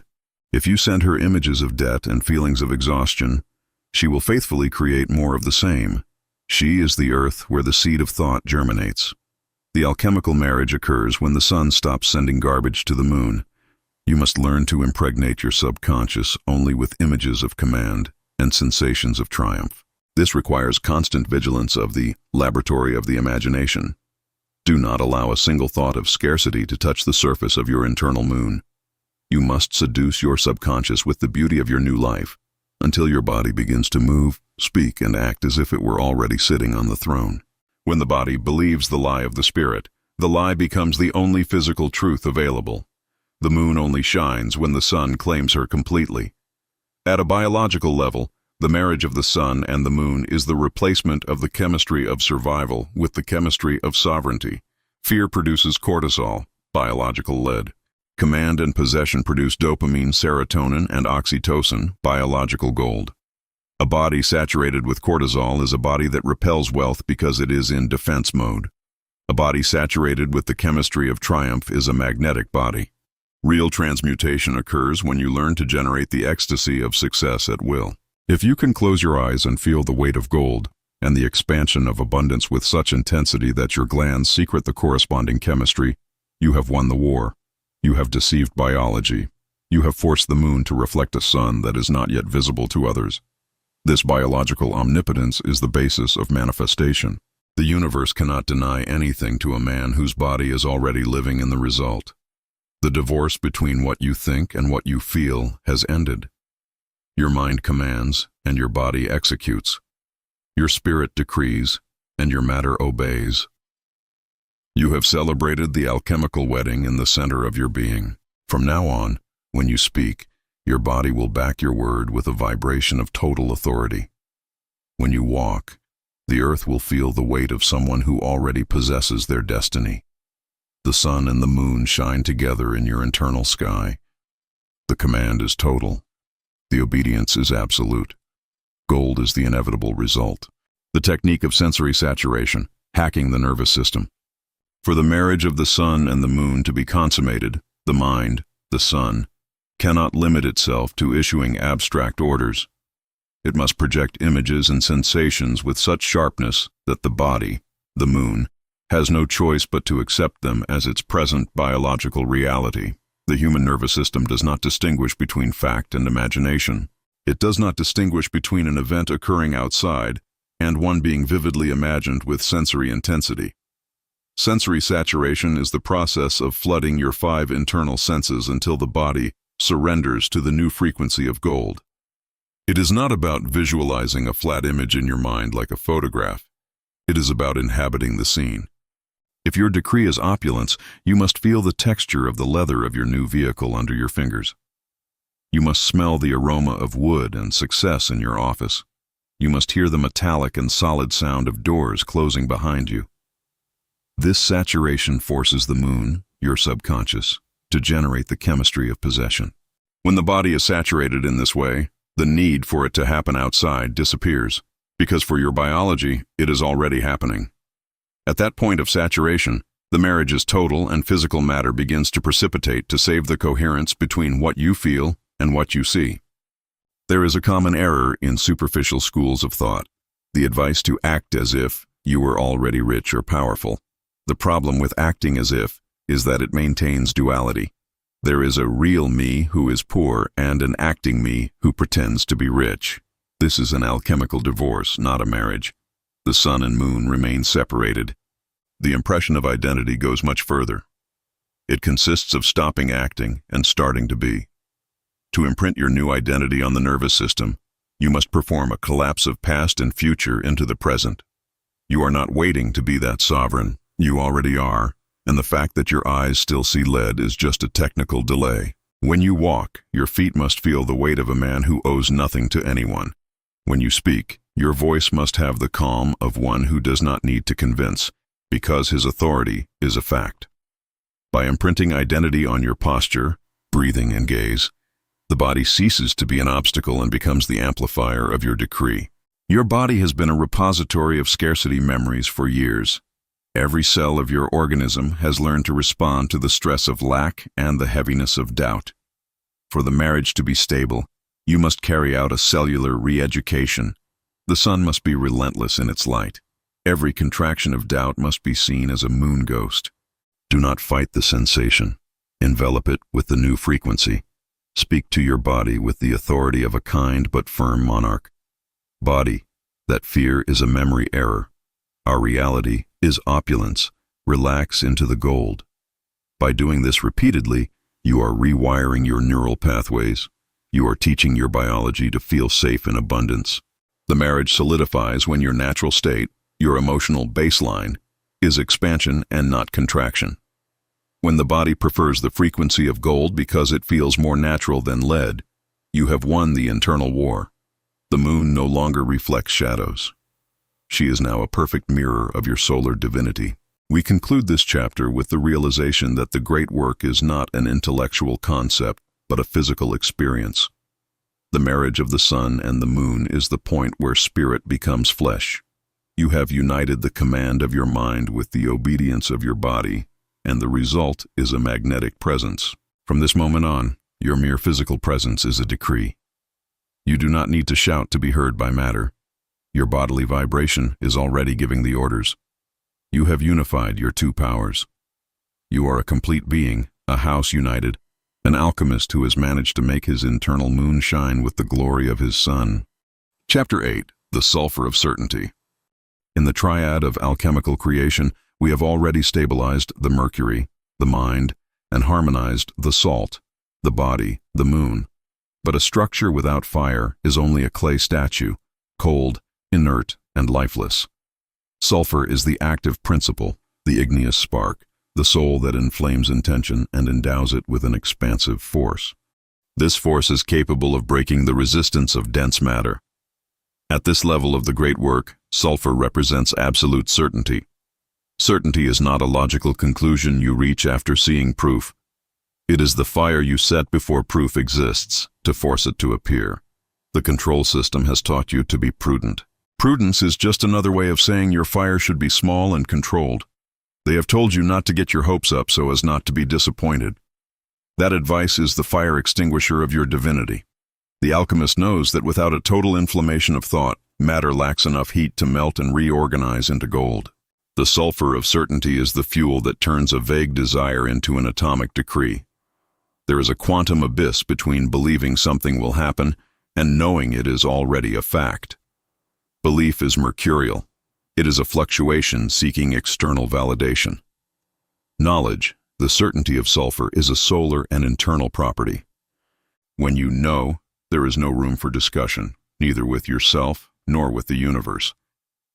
The ignition point occurs when you stop trying to convince yourself and simply inhabit the reality of the result with a frigid naturalness. Sulfur is a fire that consumes doubt. If there is a single trace of "will it be possible?" the fire is impure. An impure fire only produces smoke, not gold. Alchemical certainty is arrogant in the eyes of the slave because it does not depend on circumstances. It is the mental state of one who has already seen the end of the movie and is unmoved by the plot twists in the middle. To densify matter, you must inject this fire into every thought. A thought inflamed by the sulfur of certainty has its own gravity that attracts the atoms of wealth toward its center with an irresistible force. Certainty is often confused with exalted emotion, but the sulfur of the great work is what we call cold passion. It is not a hysterical cry of, "I'm going to be rich." Instead, it is the absolute calm of one who is already the owner of the bank. It is a fire that burns without a visible flame, an internal pressure that does not need to prove itself through noise. Excessive emotion is usually a sign that you are still trying to convince yourself of something you do not fully believe. Cold passion is sustained intensity. It is keeping the thought of gold at a constant temperature of 1,000 degrees in your consciousness, without letting it drop for a single second. Physical matter is stubborn. It requires prolonged exposure to the fire of your certainty so that its atomic structure becomes plastic. If you heat your intention one day and let it cool the next with a thought of scarcity, you will never reach the melting point. Sulfur demands constancy. You must be so inflamed by your vision that any other reality seems like an unimportant hallucination. How does an invisible thought become a gold bar or a figure in an account? It happens through the process of densification. The universe is nothing more than energy vibrating at different speeds. Thought is the highest and fastest frequency. Matter is the lowest and slowest. The sulfur of certainty acts as a pressure bridge that forces the high frequency to slow down until it becomes solid. When you inflame a thought with absolute certainty, you are granting it weight in the quantum field. A thought with weight begins to displace other weaker thoughts in the ether. It starts to create a suction vacuum around it that forces resources, people, and circumstances to collapse toward it. Matter has no will of its own. It is lazy and always seeks the center of greatest gravity. Your certainty is that center of gravity. If your fire is intense enough, matter has no other option but to precipitate and densify to match the pressure you are exerting from your consciousness. Gold is thought subjected to sulfur pressure. Sulfur has another vital property. It is a preservative. In alchemy, what has been fixed by sulfur cannot be corrupted. Once you have reached absolute certainty about your opulence and your command, that reality becomes incorruptible. It does not matter what happens in the external market or who criticizes you. Your reality remains intact because it is sealed by fire. This incorruptibility is what grants you the peace of the sovereign. You know your gold is not a product of luck, but of a physical law you have activated. The seal of fire means you have passed the point of no return. You have injected so much certainty into your vision. The universe has already registered it as a historical truth, even before it appears in linear time. You are the architect who looks at the blueprint and knows the building already exists in the mind of the law. Physical construction is only a formality of matter. You cannot transmute lead with a small fire. You must be willing to burn in your own certainty. You must let sulfur consume every residue of your old slave identity so that only the pure essence of command remains. From this instant, every thought you emit must carry the mark of sulfur. Do not ask, do not wait, do not desire, decree with fire. Feel the temperature of your consciousness rise until the physical world begins to melt and reform according to your orders. Matter is yours to be molded. The sulfur is lit. The densification has begun. Gold is no longer a promise. It is a presence that burns in the center of your being. The technique of igneous projection, launching the bolt of will. For the sulfur of certainty not to remain a simple internal feeling, the alchemist must learn to project it. Igneous projection is taking a specific thought, a contract, a figure, a property, and wrapping it in a membrane of vibratory fire before launching it into the quantum field. It is not passive visualization. It is a strike of psychic artillery. It is the difference between lighting a candle and firing a laser. Matter is dense and lazy by nature. For it to move and reorganize according to your desire, it needs to be hit by a frequency of an intensity superior to its own inertia. The technique consists of taking the mental image. Take the image of the already consummated result and subject it to increasing internal pressure in the solar plexus. You must feel the heat rise up your spine until the image in your mind begins to glow with a white, almost unbearable light. At the peak of tension, you fire that image toward the fabric of external reality. Fire it with a silent but absolute decree. It is so. In that instant, you have marked the matrix of the universe with a seal of fire. You have created a wound in probability that can only heal by physically manifesting what you have projected. Igneous projection is the language that matter understands and obeys. Once you have projected the fire, reality enters a state of temporary plasticity. Atoms begin to shift, the minds of people involved receive unconscious impulses to favor you, and resources begin to gravitate toward your center. However, this state is delicate. If you allow the fire to cool or doubt to enter, the mold breaks. Matter then returns to its original chaotic state. Sealing the mold is the maintenance phase of certainty where you refuse to accept any evidence other than your inflamed decree. Sealing means that for you, the search has ended. You are not waiting for the mold to fill. You are acting as if the metal is already cold. This sealing is achieved through active indifference. If the physical world shows you a delay, you return a gaze of fire that says, "I don't care what it looks like, the order has already been executed." By keeping the temperature of your certainty constant, you prevent the mold from cracking. You are forcing reality to harden around your vision. Sulfur has fixed the form, and now linear time is just the cooling process necessary so your physical hands can touch what your spirit already possesses. In the densification process, it is common to find knots of resistance, laws, people, or circumstances. The slave sees these obstacles as insurmountable walls and allows his fire to go out. The sovereign, inflamed by sulfur, sees these obstacles as fuel. The sulfur of certainty is a fire that feeds on resistance. The more difficult a situation seems, the more heat your will generates to overcome it. When an obstacle appears, do not try to go around it or fight it with the strength of lead, physical effort. Simply increase the pressure of your certainty. Project your fire directly onto the knot of resistance until it evaporates. Most obstacles in life are projections of your own residual doubts. By burning doubt with absolute certainty, the physical obstacle loses its energetic support and disappears by coincidence. People who opposed you change their minds, laws that slowed you down are modified, or alternative routes appear that were previously invisible. For inflamed thought, nothing is solid. Everything is fuel. You have stopped being a dreamer who hopes things will change to become the operator who forces matter to densify. The sulfur of certainty has penetrated every atom of your intention.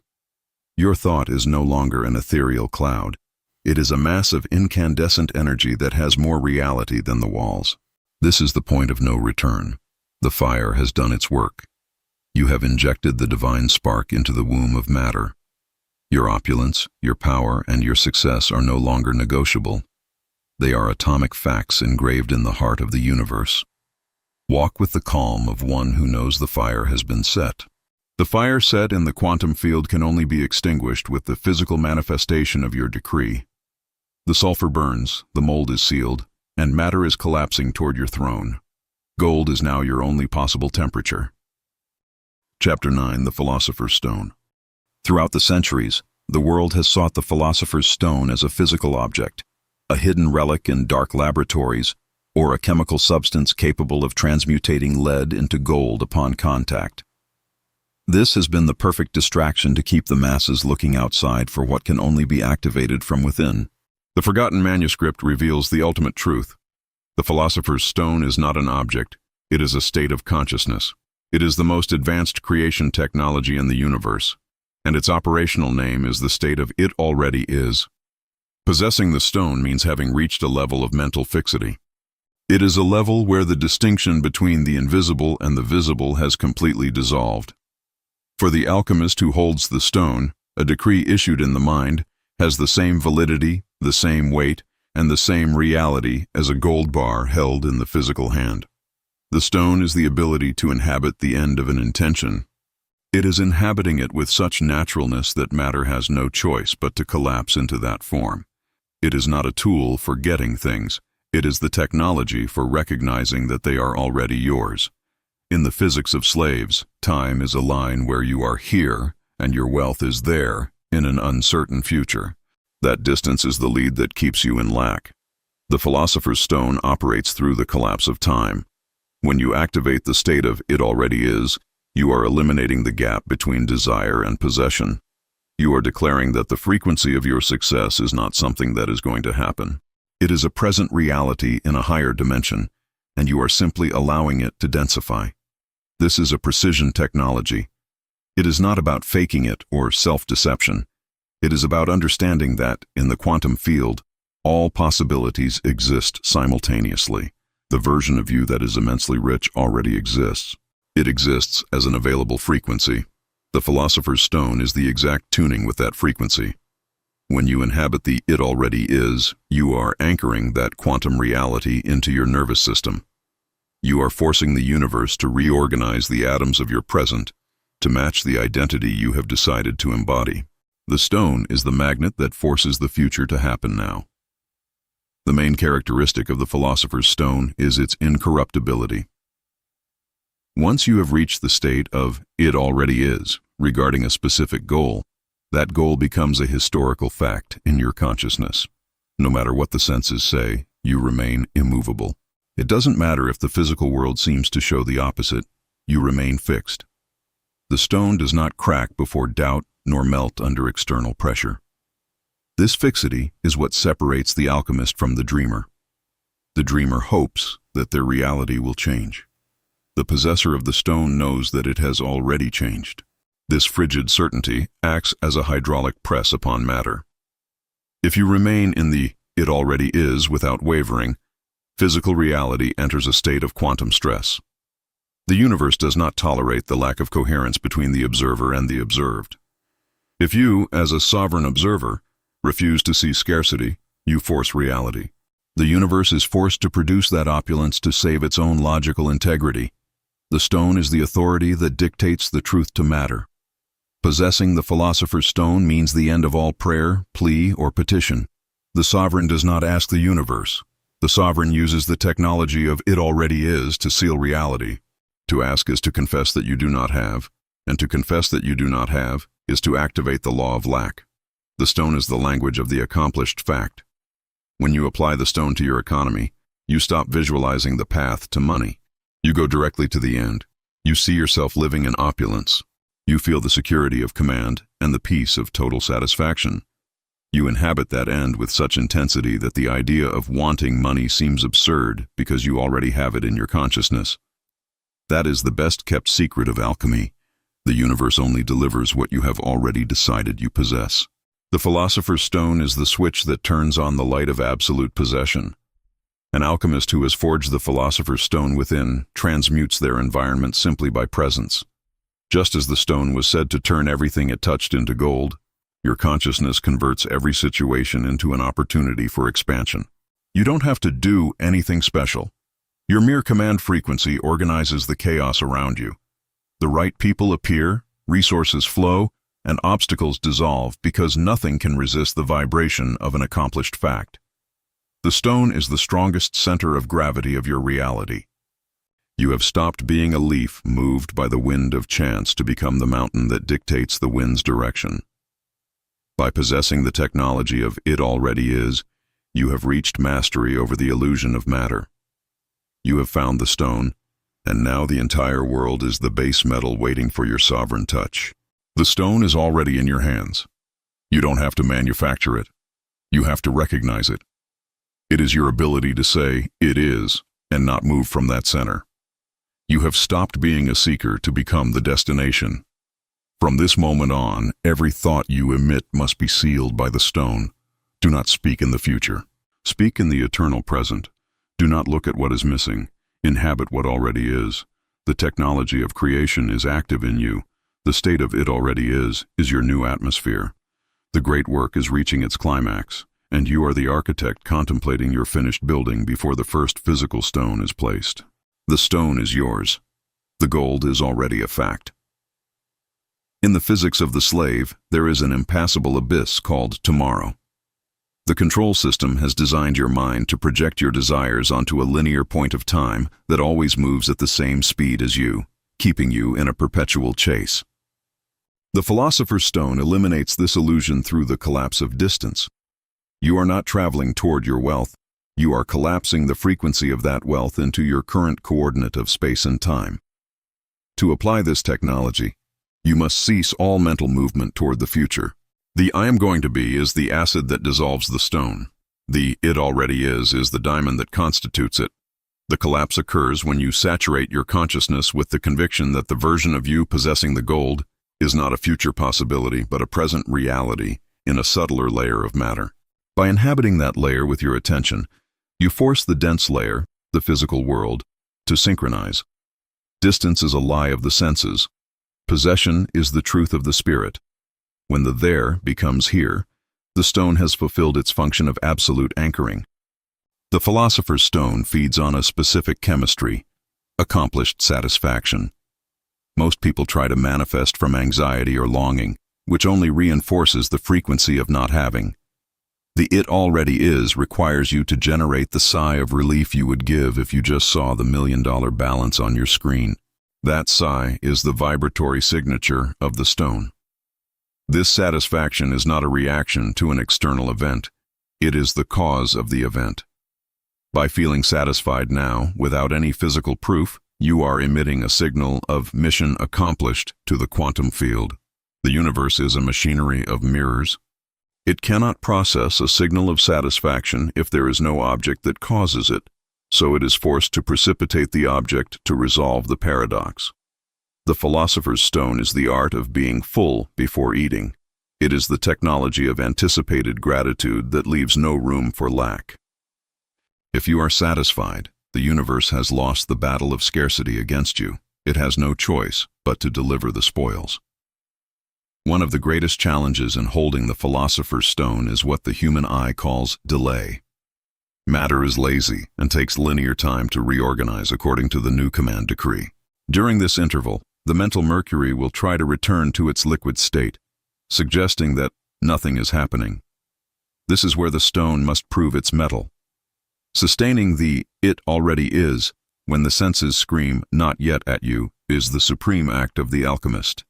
The stone does not negotiate with time. If you accept the delay, you are accepting that time has more power than your will. The possessor of the stone looks at the void and sees the gold, looks at the debt and sees the payment receipt. This perceptive immutability is what generates the pressure necessary for the manifestation to be accelerated.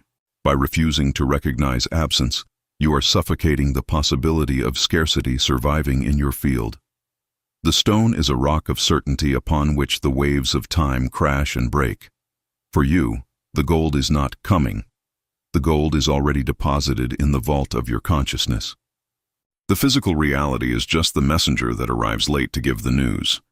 The culmination of this technology occurs when you stop using the stone and you become the stone. Your identity has crystallized in such a way that you no longer need to remember the state of it already is. You simply know no other way. You are the living incarnation of opulence and command. In this state, your word is law because it is born from a diamond base, free from the fissures of doubt or need. The philosopher's stone has transmuted not only your lead, but your very notion of what is possible. You have reached total sovereignty. You walk through the world knowing that every step you take is on ground of gold, because you carry the source within you. The it already is has stopped being an exercise to become your breath. The great work has reached its point of eternal fixity. You possess the stone. You are the gold. The universe is your laboratory. Chapter 10, The Transmutation of Gold.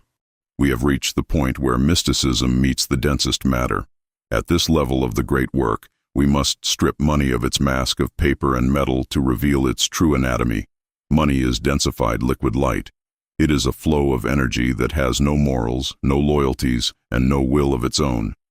The control system has inverted this truth, making you believe that money is an entity with power over you, a capricious deity that decides whom to bless and whom to abandon. That is the frequency of lead in its most pathetic state of submission.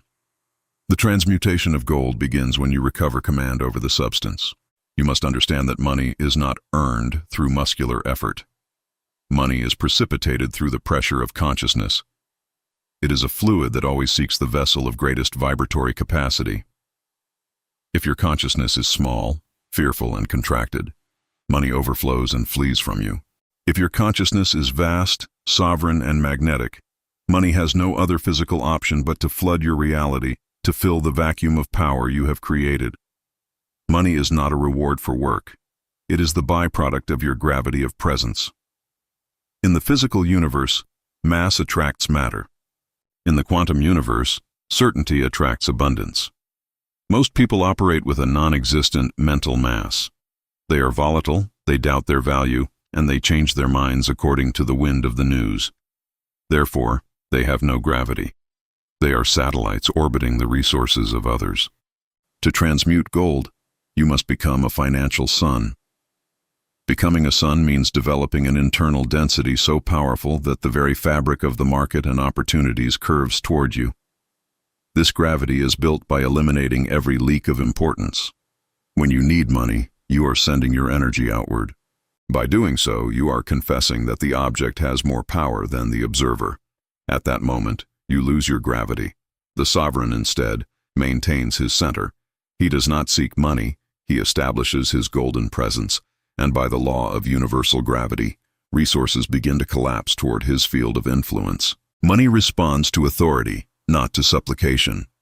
If you are the center of gravity, gold has nowhere else to go. One of the deepest secrets of transmutation is what we call the magnetism of indifference. It is not a disinterested apathy, but an aristocratic calm that comes from knowing the source is infinite. It comes from knowing that you are the source. Money is like a feline entity. If you pursue it with anxiety, it flees. If you remain on your throne with total security of possession, it approaches to rub against your will. Pursuit is the signature of scarcity. Every time you plan how to get money from a state of lack, you are injecting lead into your magnetic field, which acts as a repellent. The transmutation of gold demands that you stop being a pursuer and become an anchor. By showing yourself indifferent to the appearance or delay of the metal, because your philosopher's stone has already confirmed that it already is, you generate a suction vacuum in matter. The universe does not tolerate vacuums of authority. Being on the throne without anxiety, money detects a channel of low resistance and flows toward you in a massive and natural way. Wealth seeks the peace of one who already feels rich. The control system has programmed you to be a receiver of value. You wait for a salary, you wait for an inheritance, you wait for the market to improve. You are in a passive posture, which is the death of alchemy. To transmute gold, you must assume the posture of sole emitter. Value does not come from the outside in. Value emanates from your presence and is projected onto the physical world. You are the one who grants value to the bills, not the other way around. A bill in the hands of a slave is just paper that runs out. A bill in the hands of an alchemist is a seed of empire. By changing your identity from receiver to emitter, you change the polarity of your magnetic field. You stop asking the financial system for permission to prosper and begin to dictate your own opulence. Money recognizes the signature of sovereignty. When you speak, when you act, when you project your will, the world detects the density of your I am and reorganizes assets to match your level of command. Gold is the shadow projected by your own spiritual stature. The final transmutation is the act of precipitation. Just as water vapor condenses into drops when the temperature drops, the energy of abundance condenses into physical money when you increase the pressure of certainty in your consciousness. You are not creating money out of nothing. You are forcing wealth that already exists in the ether to change its state. You force it to become solid in your bank account. This collapse occurs when you stop seeing money as something that will come and start feeling its weight as something that is. Feel the density of gold in your atmosphere. Feel the frigid security that absolute possession grants. By inhabiting this frequency, you are creating a gravity mold so potent that the atoms of financial matter have no other option but to precipitate within that mold. The transmutation of gold is the result of a presence that has become so real, so solid, and so immovable that the universe prefers to deliver. The universe prefers to deliver the metal than to contradict your decree. You have stopped being a treasure hunter to become the treasure itself. You have understood that its flow depends exclusively on the gravity of your presence. There is no crisis that can touch you, no scarcity that can penetrate your diamond wall. You are the sun of your own economic system. From this instant, walk with the weight of gold in your spirit. Do not seek, do not wait, do not pursue. Simply be, maintain your gravity, protect your silence, and observe how the financial world bows as you pass, delivering to you the tributes that belong to you. The tributes belong to you by the law of consciousness. Gold has been transmuted. Your presence is the price. Wealth is the effect. The command is total. For the transmutation of gold to be effective and constant, the alchemist must master one of the most counterintuitive laws of quantum physics, the creation of the suction vacuum. Most people try to attract money toward a space that is already full of vibratory junk, fear, contingency plans, and panic-born savings. They have a retention mentality that stifles the flow. The universe abhors a vacuum. Wherever a space of authority and silence is created, matter precipitates to fill it. The suction vacuum is not a lack. It is a sovereign opening. It consists of cleaning your mental field of every survival strategy. When you stop worrying about the how and withdraw your attention from limited sources, you are creating a low-pressure vacuum in your reality. Money, which as we have said is a fluid of light, detects this vacuum and is forced by laws of spiritual thermodynamics to flow toward you. It is not that money comes, it is that the vacuum you have created sucks it in. The greater your ability to remain in silence and without anxiety before an empty space, the greater the amount of gold that will collapse to fill it. The sovereign does not fill his life with efforts. He creates command vacuums. The universe hurries to complete these with physical wealth. There is a psychological barrier that the control system uses to stop transmutation, the fascination with the figure. You have been taught to react emotionally to money, joy if there is much, terror if there is little. Both reactions are traps. If you get too excited at a large sum, you are declaring that sum is bigger than you, that it is something extraordinary and therefore alien to your normal nature. That excitement confesses that you still feel like a stranger in the realm of opulence. The magnetism of indifference consists of treating a million the same way. You treat it the same way you treat a penny, with aristocratic neutrality. For the alchemist, money is simply a tool of density, like oxygen. You don't get excited every time you breathe because you know air is infinite and you have a right to it. That same indifference is what drives money crazy and attracts it to you. When you stop giving emotional importance to figures, you become vibratory superior to them. Money seeks the owner who is not impressed by its presence. By maintaining this frigid calm before large sums, you are telling the universe that wealth is your natural state. And the universe, faced with such a level of authority, has no choice but to confirm your status by delivering the metal uninterruptedly. Lead accumulates, gold circulates. The saving out of fear mentality is the signature of the slave who believes the source will dry up. That fear creates a knot in the flow. If you hold on to money tightly, you are sending a signal that you do not trust your ability to summon it again. You are stifling your own transmutation channel. The sovereign, instead, understands the law of sovereign circulation.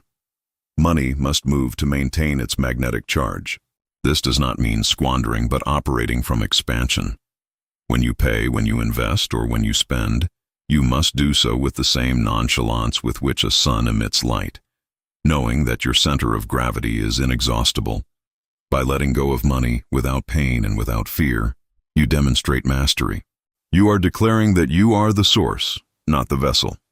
This attitude generates an acceleration in the flow. What leaves your hands with the frequency of sovereignty returns multiplied by the gravity of your presence. Transmuted gold is a river, not a stagnant pond. Keep the movement. Keep the faith in your own capacity for precipitation, and the universe will ensure that the flow never diminishes. The culmination of the transmutation of gold occurs when your identity and wealth become indistinguishable. You are no longer someone who has money. You are the presence of wealth. You are wealth walking upon the earth. You have reached the point of saturation where the idea of scarcity seems like an ancient and absurd mythology, something that happens to other beings in other dimensions of consciousness. Your electromagnetic field is so charged with the frequency of gold. Your mere entry into a room alters the economy of that place. This is the owner's seal. You have stopped negotiating with reality to begin dictating it. Money has stopped being an objective to become your faithful shadow. It responds to your gravity, obeys your silence, and manifests before your need. It manifests even before you formulate it as a thought. You have won the financial great work. The lead of effort has been totally evaporated. What remains is the eternal shine of a consciousness that knows itself as the owner of the matrix of matter. You are gold, you think in gold, and you breathe gold. The universe has recognized its owner. The transmutation is absolute and eternal. Chapter 11, the Elixir of Omnipotence. At the culmination of the great work, after having fixed the mercury, inflamed the sulfur, and consolidated the salt, the alchemist faces the final challenge: continuity. It is not enough to transmute lead into gold once. The true sovereign is one who ensures the flow is inexhaustible, that the source never runs dry, and that their empire knows no sunset. The elixir of omnipotence is the technology of consciousness that allows the frequency of opulence to be maintained in a state of perpetual regeneration. The elixir is not an external drink. It is the total saturation of identity. It is the point where you stop doing alchemy and start being the process itself. Omnipotence in this context is not tyrannical control over others, but absolute command over your own capacity for precipitation. It is knowing with a calm that borders on the divine, that no matter how much you spend, give, or how much the outside world changes, your reserve of resources is equivalent to the totality of the universe. The elixir is the definitive cure for the disease of fear of tomorrow. It is inhabiting the eternal present where provision is instantaneous and automatic.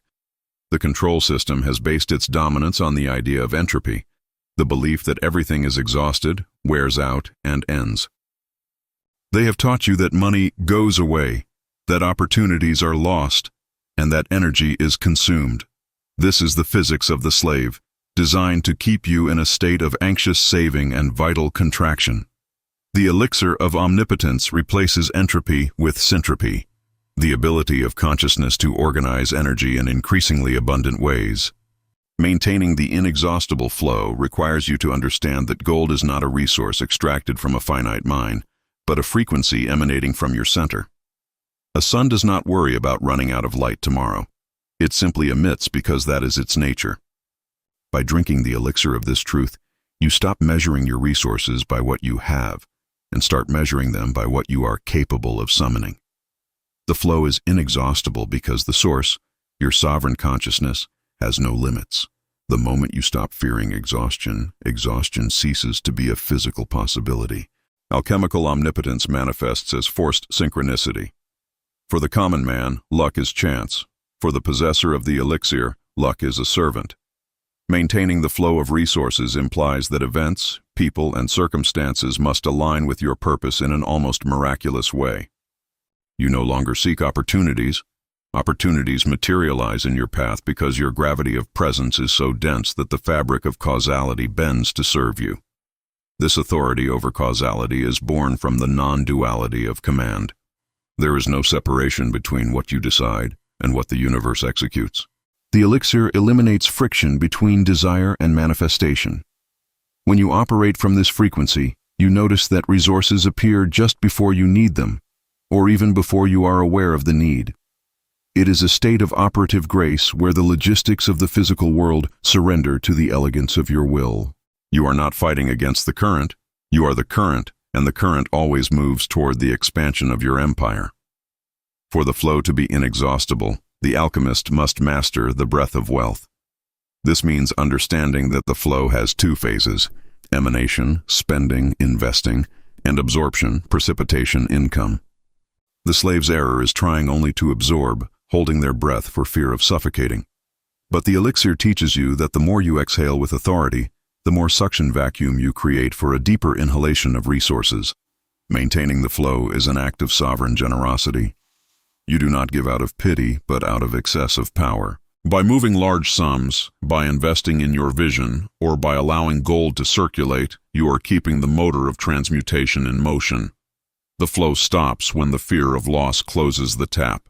The elixir keeps the tap open permanently. You know that every gram of gold that leaves your hand carries the seal of your gravity.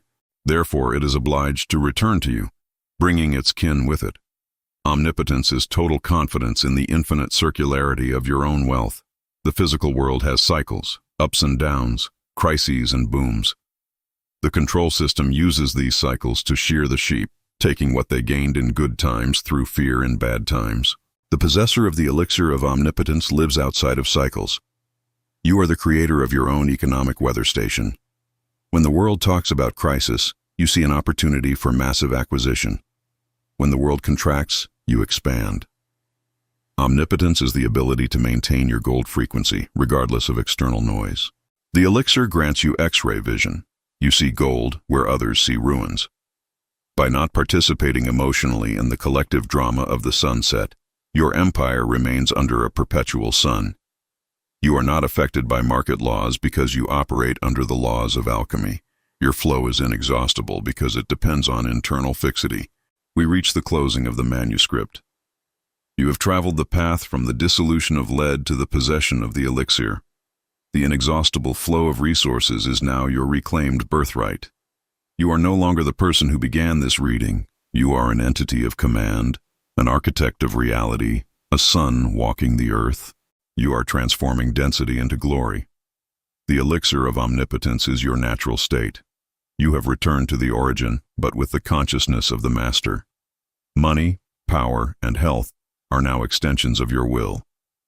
The flow will never stop because you have decided that it already is. Keep the silence. Protect your fire, and reign with the calm of one who knows the entire universe is their laboratory and inheritance. The great work is consummated. You are free. You are gold. You are eternal. For the elixir to act constantly, the alchemist must understand that abundance is not an inert state of rest.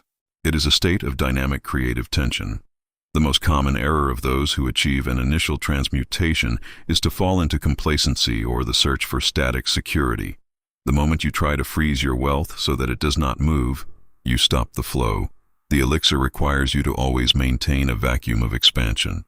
Creative tension is the ability to be fully satisfied with what already is, while maintaining a clear command over what follows. It is not ambition from lack, it is expansion from fullness. Maintaining the flow means you never allow your vision to be smaller than your resources. If your resources grow but your vision stagnates, the excess energy becomes toxic or dissipates. The sovereign uses the elixir to fuel increasingly vast projects, not to accumulate dead metal. The flow is inexhaustible because your capacity to dream and dictate new laws of reality is infinite. While you maintain the tension between your center of power and the periphery of your empire, the universe will continue pumping resources into your laboratory to fill the space your will claims. The outside world is an entropic system designed to wear down your frequency. News, global economic crises, tax laws, and the pessimism of the masses are forces of friction trying to cool your sulfur and liquefy your stone. The elixir of omnipotence acts as a quantum lubricant that eliminates friction between you and matter. It grants you a frequency immunity that allows you to move through chaos untouched. Maintaining the inexhaustible flow requires you to stop processing the world's information as truth and start seeing it as background noise. When the control system announces a resource shortage, the holder of the elixir simply does not tune into that station. For you, there is no shortage because you do not depend on the system. You depend on your own capacity for precipitation. This radical disconnection is what ensures your resources never see the sunset. While others fight for crumbs of a shrinking cake, you are baking your own universe of opulence. Your flow is inexhaustible because it is born from a dimension that knows no inflation or limit. You are an enclave of omnipotence in a world of entropy. Once the elixir has saturated your identity, your mere physical presence becomes a catalyst for wealth. You no longer need to perform laborious acts of transmutation. Gold begins to appear simply because you are there. It is what we call multiplication by presence. Just as a drop of elixir could turn a mass of lead into gold, your command frequency organizes the atoms of any situation you find yourself in to produce a sovereign benefit. This is the highest level of inexhaustible flow. You notice that people you talk to have million-dollar ideas and businesses you join prosper effortlessly. Money seems to find you even when you are not consciously summoning it. You have reached the critical mass of abundance. Your gravity is so strong that wealth has become your natural shadow. In this state, maintaining resources is as simple as breathing. There is no effort, no struggle, only the quiet observation of the universe. The universe perpetually reorganizes to reflect the glory of your internal state. The flow does not stop. because you have become the flow itself. We reach the end of the journey through the Forgotten Manuscript. You have gone from being a seeker of gold to being the gold itself. You have understood that poverty is a collective spell and that wealth is a technology of consciousness. The elixir of omnipotence is the final seal that guarantees your empire will have no end, because your source is the original source. From this moment on, there are no more lessons to learn, only realities to dictate. Walk the world with the discretion of the wise and the power of the monarch. Do not seek approval, do not give explanations, and above all, never allow the world's lead to touch your heart of gold again. You are a sovereign of matter, a master of frequency, and a possessor of the elixir. The universe is your kingdom. Time is your servant, and gold is your breath. The great work is consummated. The flow is eternal. Your command is absolute. Chapter 12. The Return of the Sovereign. You have ascended through the scale of the previous 11 chapters, from dissolving the spells of poverty to obtaining the elixir of omnipotence. However, the great work does not culminate in an isolated cave or a distant astral plane. True mastery is demonstrated in the trial of the return. The return of the sovereign is the art of walking through the streets of a world that still breathes lead, that still worships scarcity, and that is ruled by friction, while maintaining an absolutely immaculate mind of gold. Living in a world of lead with a mind of gold means you have ceased to be a victim of the environment. You have become an enclave of reality. You do not wait for the world to change to be happy or rich. You are the frequency change that forces the world to reorganize around you. The sovereign does not flee from society. He inserts himself into it as a silent catalyst. You see the news of crisis, but nothing penetrates your diamond wall. You are a citizen of two worlds, the world of forms, where you move with elegance, and the world of causes, where you dictate the laws. Strategic invisibility, the alchemist's mantle. One of the greatest dangers for the sovereign who returns is the temptation to enlighten others through sermons or ostentatious power. The leaden world has fierce antibodies against true freedom.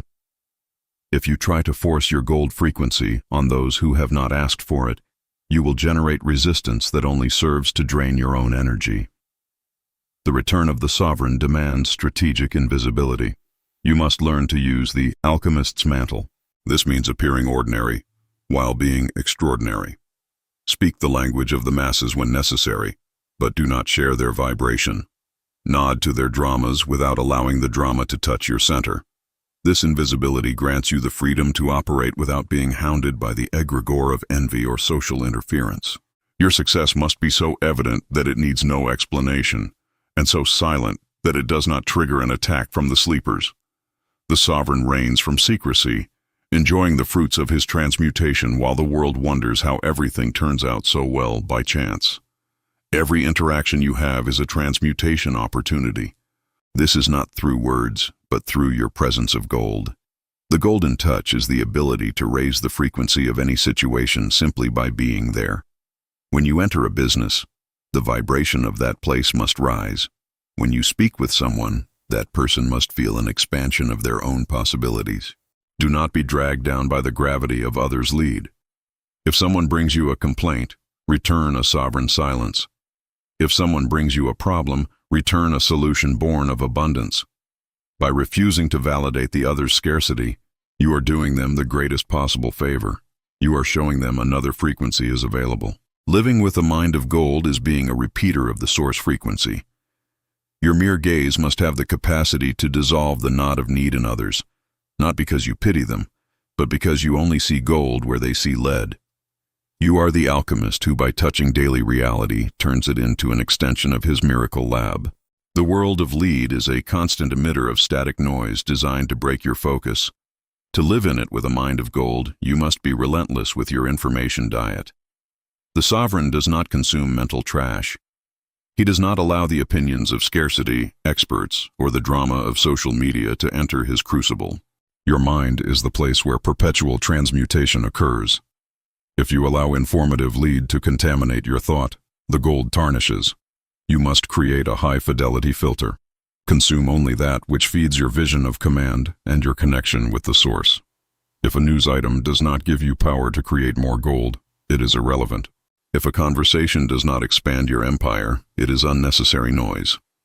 Living in the leaden world requires extreme frequential hygiene. You have worked too hard to forge your philosopher's stone to let the smoke of the masses dirty it. Even if you live in a world of lead, your immediate environment must be a temple of gold. The sovereign cares for the aesthetics of his reality because he knows matter and spirit are one.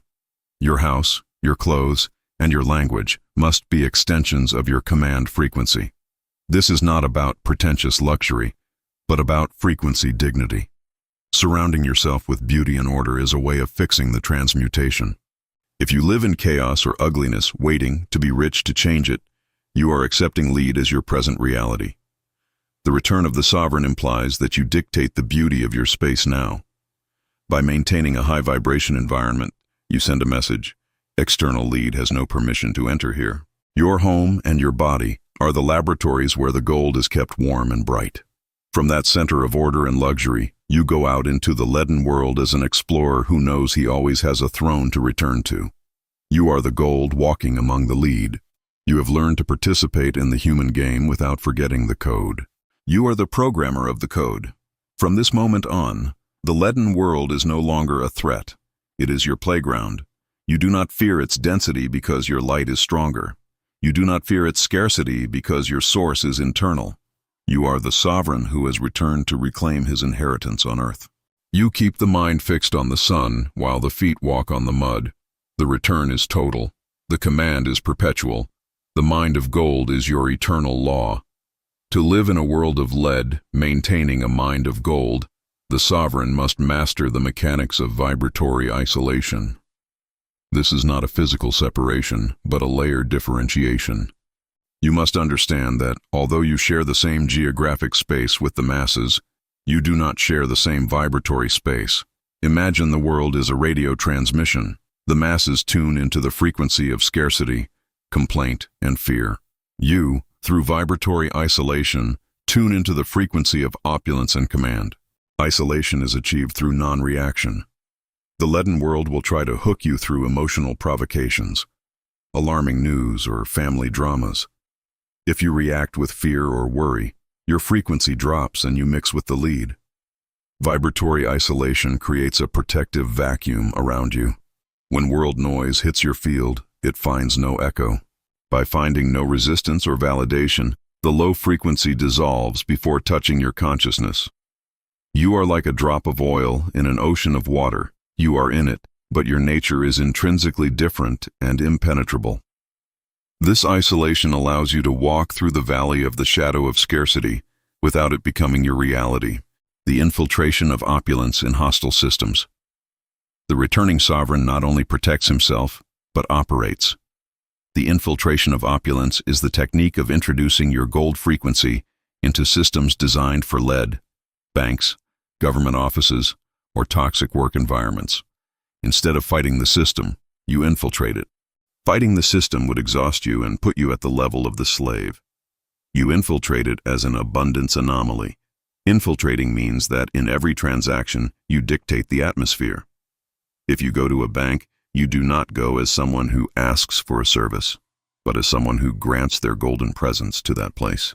Your security and your lack of urgency, fruit of the elixir of omnipotence, force the system to respond to you differently. Rules become flexible. Obstacles disappear, and people become unusually collaborative. It is not that the system has changed for everyone. It has changed for you because your frequency has hacked the interaction code. You are a Trojan horse of abundance within the walls of limitation. The art of alchemical conversation. Speaking among shadows. Living with a mind of gold requires extreme linguistic discipline when dealing with the inhabitants of lead. The masses use language to reinforce their prison. There is no money, or things are hard. If you join that chorus, even out of social courtesy, you are contaminating your mental Mercury. The sovereign practices mirror conversation. This consists of speaking in such a way that you seem to agree with the other's reality without compromising your own. If someone speaks of crisis, you can respond, "Change reveals new structures." You have not validated the crisis, But you have not started a useless discussion either. You keep your mind of gold secret while using leaden words that do not weigh on your spirit. It is a semantic dance where you protect your philosopher's stone while moving among the blind. Your silence is your greatest asset. What you do not say is what maintains the pressure in your internal lab. Speak little, listen much, and never allow the language of necessity to cross the threshold of your lips. You have completed the cycle. You have come down from the mountain of transmutation and integrated into the plane of daily life, but as a master. You are no longer a seeker, you are a finder. You are not a desirer, you are a possessor. Your mission now is simply to be.